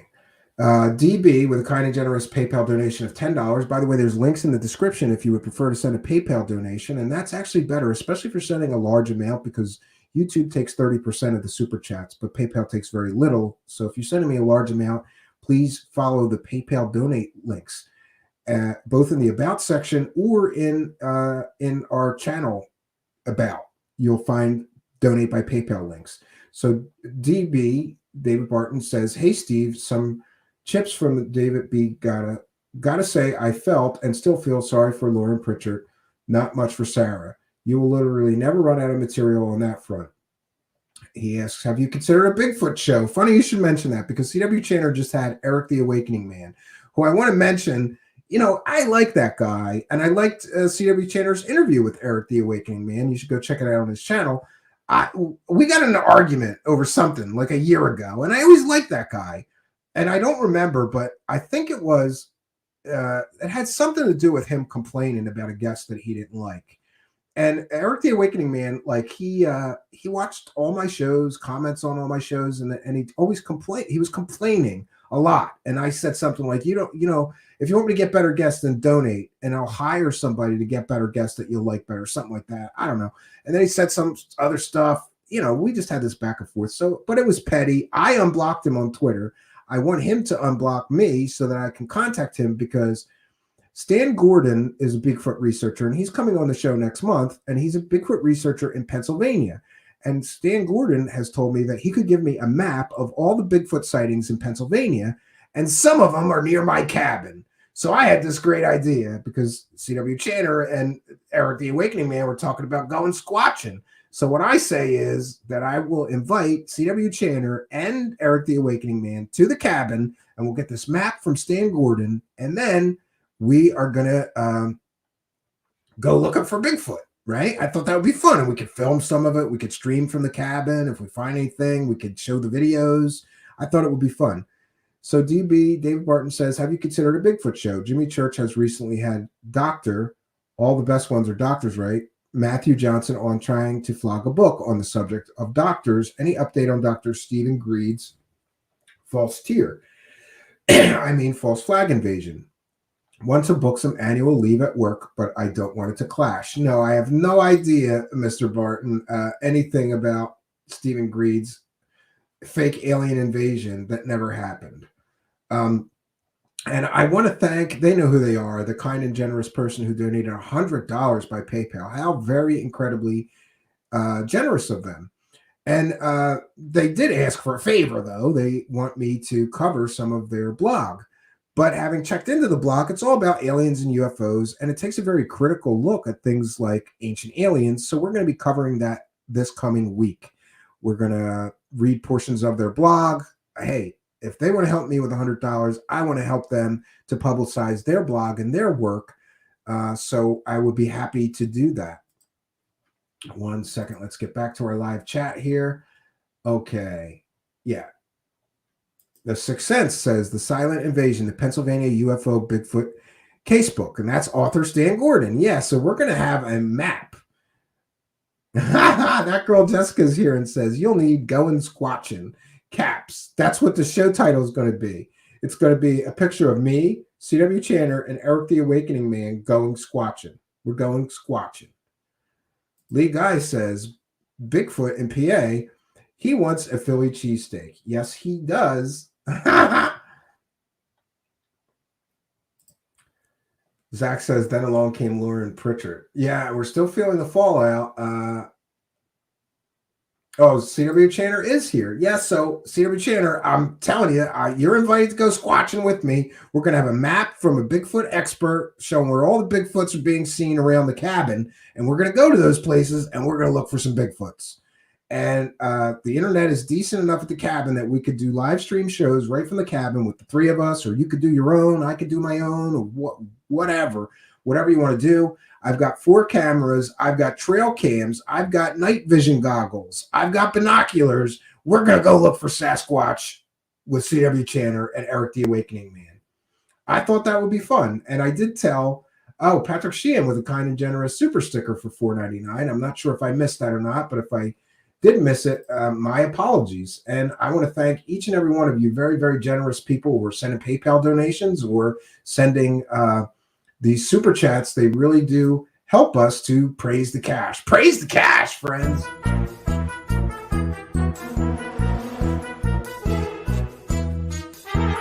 You're watching Truthseekers. Praise the cash, praise the cash.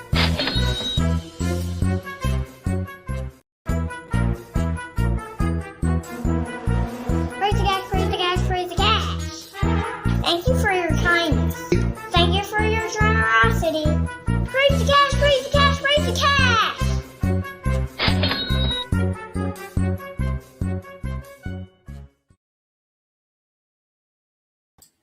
And C.W. Channer is here. Welcome, C.W. Channer. Shout out to C.W. Channer, who says, I'm down. And I did tell C.W. Channer, I will load up the cabin. We will have plenty of, we'll have some steaks on the grill, and I'm going to have some pizza to cook in the wood stove oven. You'll love it. If you like pizza, you tell me what you like on your pizza, so I'm sure I have it for you.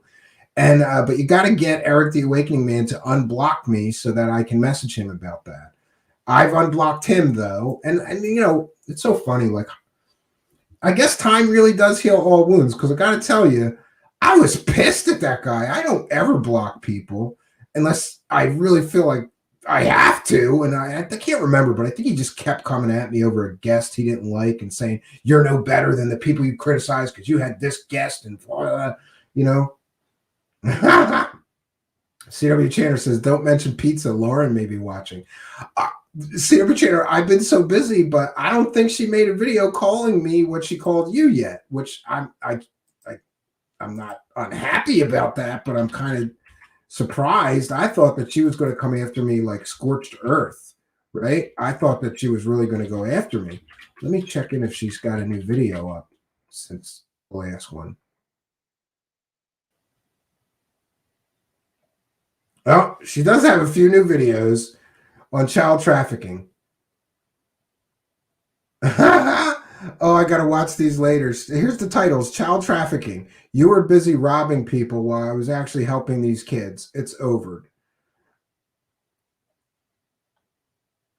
Look at everything I have done for these kids. Child trafficking. Child trafficking. Look what I have done for these kids. Maybe that's in response to me saying that she's not doing anything for kids. She's just collecting money and saying she is. But okay. Cody Pendleton is here and says she still wants to come on your show because you haven't said anything bad about her. I said that she's collecting money and she, okay. Yeah, no, but she did mention you on a stream today. She made like 4 today. Oh, great. I guess I got some homework. So I got a plan too, CW Channer. If we don't find Bigfoot, right, we're just going to take pictures of you like peeking behind a tree with your beard and everything from a distance. We'll be like, that's Sasquatch's face. Buy our new book. It's got exclusive new pictures of Sasquatch, and it's just going to be pictures of CW Channer from a distance. I think this is a good plan. Tony McClear says she's a goddamn whack job. Can't say that I disagree. Can't say that I disagree. Yeah, and Six Senses is reminding everybody to share, like, and subscribe. Yeah, listen, I know that it's a tough economy out there. I am fully aware of that, and I always joke about this. That's why I'm out there. I know it's a tough economy. I know it's rough out there. That's why I'm out here begging on the internet.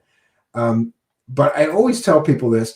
The other best way that you can help us is to like, share, subscribe to these videos. And I want to remind everybody, if you're listening in audio podcast land, come over to YouTube, search for Truthseekers, look for the strange guy with sunglasses. That would be me, Stephen Cambian, your host. Smash that subscribe button. We want you here. All of the shows are recorded on YouTube live, and the audio podcasts are replays. So you're only getting half the fun. We would like you to come here, be a part of our community. We've got a Discord server you could join, and it's much more fun. You hear me taking all these comments and questions from the live chat. We're very interactive here, and if you like the show and you're listening in audio podcast land, you are most welcome here. Please come over to YouTube, find us, just search for Truthseekers, one word, and smash that subscribe button. Hit that notification bell, and you too are going to know when we're having live shows, and you can come here and be a part of it. I also want to remind everybody that you could follow me on Twitter. It's at Stephen Cambian, and that's the best way to know if we're having a show. But I got to tell you, after a COVID exposure scare, and apparently one of my children tested positive for COVID once, even though he had 0 symptoms, and then he tested negative.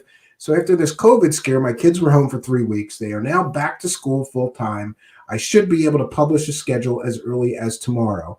And I got to tell you, friends, for people that have been asking me to do more shows, you're going to like this week. Because so far we have world-renowned journalist Art Levine is coming on Thursday night, and we're going to be talking about the opioid epidemic. Now, I know this is a bit off topic from the topics we usually cover here, but that story and that subject matter is personal to me because I grew up in a place called Kensington in Philadelphia, which for those that don't know is now the heroin and fentanyl capital of probably the entire United States. It is just destroyed an entire neighborhood. They look like zombies down there. It is so bad in Kensington right now with this heroin, opioids, and fentanyl especially. People are dying left and right. And I've been personally affected by that. I had at least a few friends die of either heroin or they thought they were taking heroin. It turned out it was fentanyl in the heroin, die of an overdose. I've had many friends addicted, destroy their lives over it for many, many years. But thank God some of those people did make it out alive and are now in recovery. And there's a new documentary and book out called Dope Sick, which I think Art Levine has been covering. And we're going to be discussing the opioid crisis and epidemic in the United States with a world-renowned journalist, author, and researcher, Art Levine. That is this Thursday night at 9 p.m. And then we've got 2 other interviews scheduled, maybe 3, but 2 for sure. And that is, you asked for her. She's coming here. Alien Girl. You might know her from YouTube. She has her own channel discussing UFOs and aliens, and that would be Alien Girl. Her and I sort of go back and forth on Twitter because, you know, she's a fan of people like Linda Moulton Howe, and I'm not. And so I send her stuff like, look at this crap. You like her? Look at what she's doing here. Selling a video game cover as a genuine gray alien, you know. And we sort of, we politely debate, you know, like we disagree, but we both like similar subjects. So I thought we'll still have a good conversation. And she knows I'll be respectful and we'll try to have some fun. That is going to be Tuesday night at 9 p.m. We've also got Intel Lady, which is going to be Tuesday again. I'm working real hard on Tuesday because of the time zones. I have to do an afternoon show in order to accommodate Intel Lady, and that would be at 1 p.m. on Tuesday. So we've got 1 p.m. on Tuesday with Intel Lady. We've got 9 p.m. on Tuesday with Alien Girl, and we've got Thursday with Art Levine discussing the opioid epidemic in the United States. You might recognize the name Art Levine. He's been writing newspaper articles forever. Very familiar name to many. He covers a lot of topics, but specifically the opioid crisis lately. And I thought it would be great to have an expert like him come here. I've got a few more interviews. We're still trying to nail down the times, but I think we're going to have at least 5 shows this week. Plus, Kari is working on a clip that we're going to be uploading this week, I hope, and I am as well. So this week is going to be very busy for me, and we're going to have at least 5 live shows and some produced videos as well, and a few special surprises. So stay tuned. Follow me at Stephen Cambion on Twitter, and I'll be posting everything there. So I don't know what else to say, except I almost feel bad for David Wilcock now, having seen this company that he's invested heavily into, right? Yeah, and Sixth Sense is sharing Alien Girl 111 YouTube channel. Yeah, I didn't know Sixth Sense if I should call her Alien Girl 111 or just, most people just call her Alien Girl, which is something crazy to be known as, but okay. Zach Zizzle was mentioning people on fentanyl. Fentanyl is just terrible, terrible. And then we have Intel Ladies, Sixth Sense sharing Intel Ladies YouTube channel as well. Tony McClear says, nah, me neither. Known a couple die recently. Terrible. Yeah, fentanyl, you could die from something the size of the head of a pin. That much fentanyl can kill you. That girl Jessica, I'm so sorry to hear that. That girl Jessica says, I've lost a lot of people. My best friend was the hardest. Yeah, I had a lot of people. Remember, I was in the music business, so a lot of people do heroin. You know, me, that's one drug I always avoid it like the plague, because I seen people like, you know, and I don't want to be that out of control.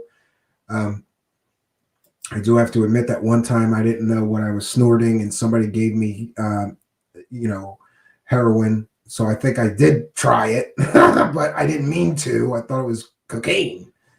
And then I was like, why am I so tired? You know, it was only one line. I didn't. Then when the person told me it was H, they're like, oh, that's not Coke. That's H, Steve. And I'm like, Jesus Christ, why did you let me do that? You know, but that's the only experience I ever had with it. And I have to say that it wasn't a good experience. I didn't get really, really super high from it. I don't know. I was probably super cut. I got a tired and sickly feeling from it. Never did it again, never did it intentionally, and I hate needles, so I would never, you know, that's not something that I would aspire to be as a heroin addict, considering the needles that I can't stand. I will say this, though. I never understood why anybody would become addicted to opioids. But then I had brain surgery, and they gave me morphine in a drip after the brain surgery, and then I understood. If you get morphine in a drip and they give you a high dose of it because you just had, you know, brain surgery, you as soon as that hit my bloodstream, I remember as soon as they plugged the bag in, right? And it flooded my bloodstream, I felt this weird warm sensation, and I truly felt like I was getting hugged by God or something. And then I went, now I know why people get addicted to this stuff, right? But I was taking that, of course, under doctor supervision for medical reasons, never took it again. In fact, they gave me, after the surgery. After, I was in the hospital for a month or more, probably. And when I finally got home, they gave me all kinds of opioids. They gave me Percocet, Oxycontin. I didn't like any of it, you know. But I will say that when I had a vasectomy, I did like them again. I was in such pain from the vasectomy that I took them. That time I took them. I said, I feel terrible. My balls hurt. You know, my balls feel terrible. I'm going to take these Percocet or whatever it is that they gave me. But again, I realized the danger of those things. So as soon as the pain in my balls went away, I stopped taking the pills, right? Yeah. Tony McClear, you're absolutely right. A lot get hooked initially from meds from an injury. Yeah, and it's very interesting that the company that invented OxyContin, you know, is telling people, we're telling people for years that only 1% who take OxyContin would get addicted or feel addicted to it. They knew, and none of them has ever done any jail time. For all they did, they manipulated the health system. They incentivized doctors to hand out, Percocets or OxyContin left and right. It's terrible. Zach Diecast Mansour is here and says, yep, Rebecca, I went to methadone clinic for 4 years. I just recently got off it. Well, good for you. And I will pray for you and your continued recovery, Zach Diecast Mansour. I hope you stay on the straight and narrow and keep that out of your life, because I'm sure that your life will be much better without that in your life. And I just want to mention, if anybody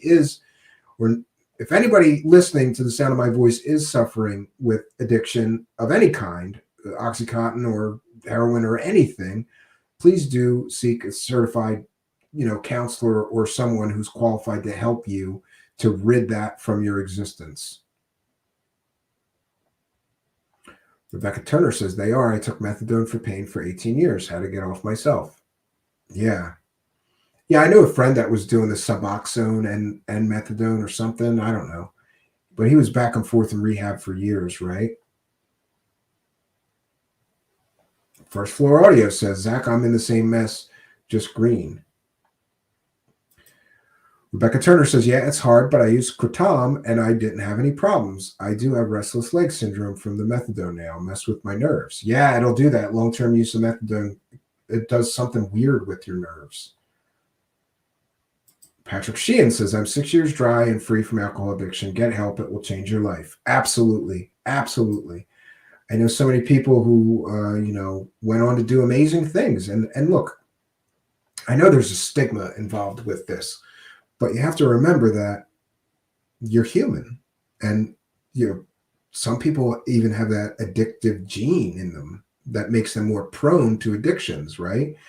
And I mean, there's some people that it's not even drugs or alcohol with them. It could be sex or pornography or, addiction is addiction. It's a disease. So get some help and you'll be glad that you did. So friends, we are over 2 hours, so I got to bounce out of here. But I also do want to make an announcement. A few people have mentioned that the feed for the audio podcast has not been updated in several shows. And there's a very good reason for that. We're out of storage space on Spreaker. Haven't gotten to it yet. We are upgrading to a better Spreaker plan to get us more storage, because I don't want to have to start deleting old shows to put new shows up or anything like that. So we're just going to upgrade tomorrow, and I will get the audio podcast updated and up to date tomorrow sometime. But thanks. I'm glad people noticed. People are like, hey, where's the audio podcast? Right? It would be bad if nobody noticed that there's two missing. I will fix that tomorrow. Thanks for the people who pointed it out to me, but I was well aware of it. So what can we say about David Wilcock? Apparently, David Wilcock invested all this money in two clowns that have never produced products, even though they're collecting millions of dollars in investments. I don't think this hover car thing is going to go real well for David Wilcock, right? I don't think so. And part of me, again, I don't really wish ill will on him, but I do wish that karma has its way. And if David Wilcock has been stealing money from people, selling them fake information, fake whistleblowers, fake insiders that never did any of the things that he claims, then maybe him losing $1 million or two investing in a scam is karma, and well-deserved karma at that.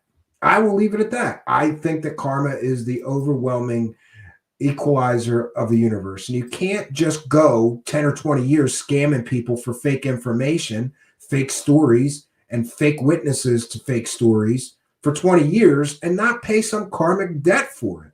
And this may be him. This may be, I don't know. I don't know how the universe works, but I know that karma always works. The problem with karma is that sometimes it takes way too long to work, right?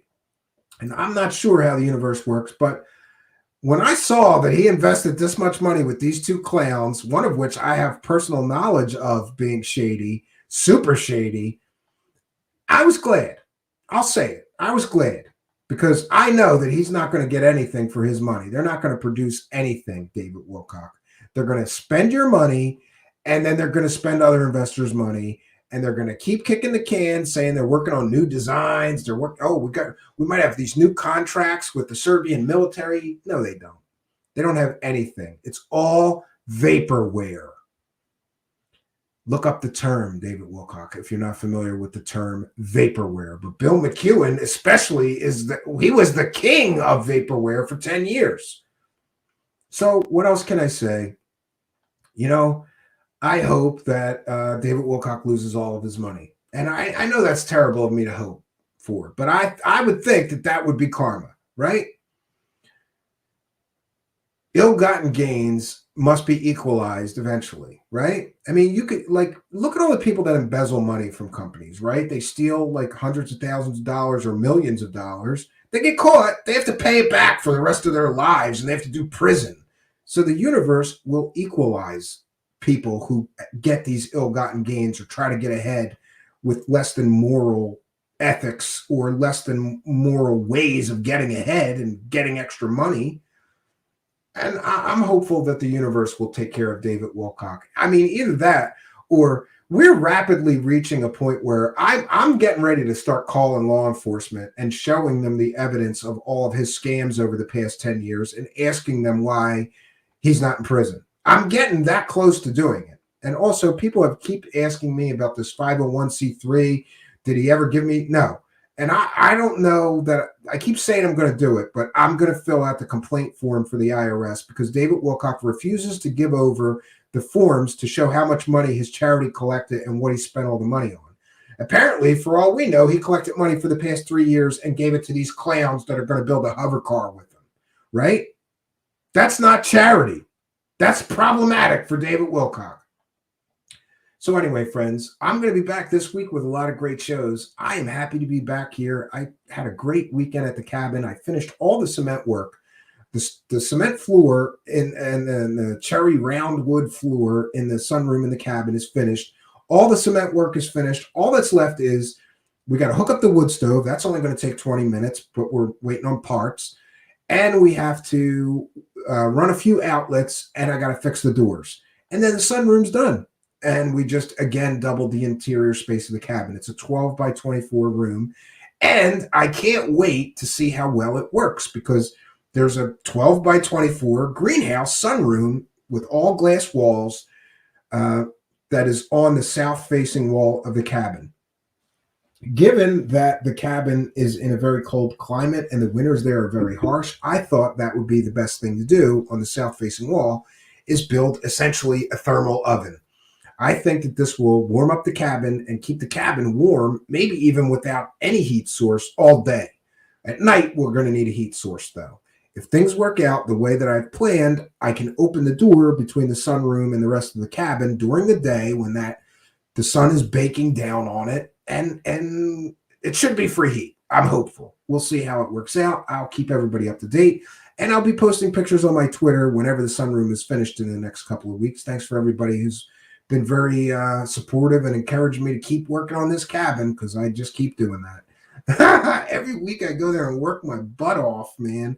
And this week was tough because I did all the cement work and then I had to chop wood and split wood for 12 hours. I did some with the machine and some by hand. That's what I do so that I can work all day. I can't split wood with an axe or a splitting maul for 12 hours, but I can split wood with an axe or a maul. That's faster for an hour or two, and then go and use this little electric splitter that I have for a few hours, and then go back to the hand one because doing it by hand is actually faster. This electric splitter I have is very, very slow, and it takes too long, but I can sit while I do it. It's a little more comfortable, and you're not killing your back swinging. Yeah, so tough weekend, but a fun weekend. I got a lot accomplished, and I can't tell you how happy I was to get back here tonight, knowing these revelations were about to be given here to our fellow truth seekers. I was very excited to do tonight's show. I'm very excited about this week's show. I'm feeling a great deal of momentum, sort of shook off any critics. You know, every once in a while, you just got to shake them off, right? Like, whatever, you know, worry about yourself. Mind your business, right? That's kind of how I feel now. And we're going to continue just moving forward, fighting the good fight here, because that's what we do every day that we're here. So until next time, friends, my name is Stephen Cambion. Good night, and God bless all of you.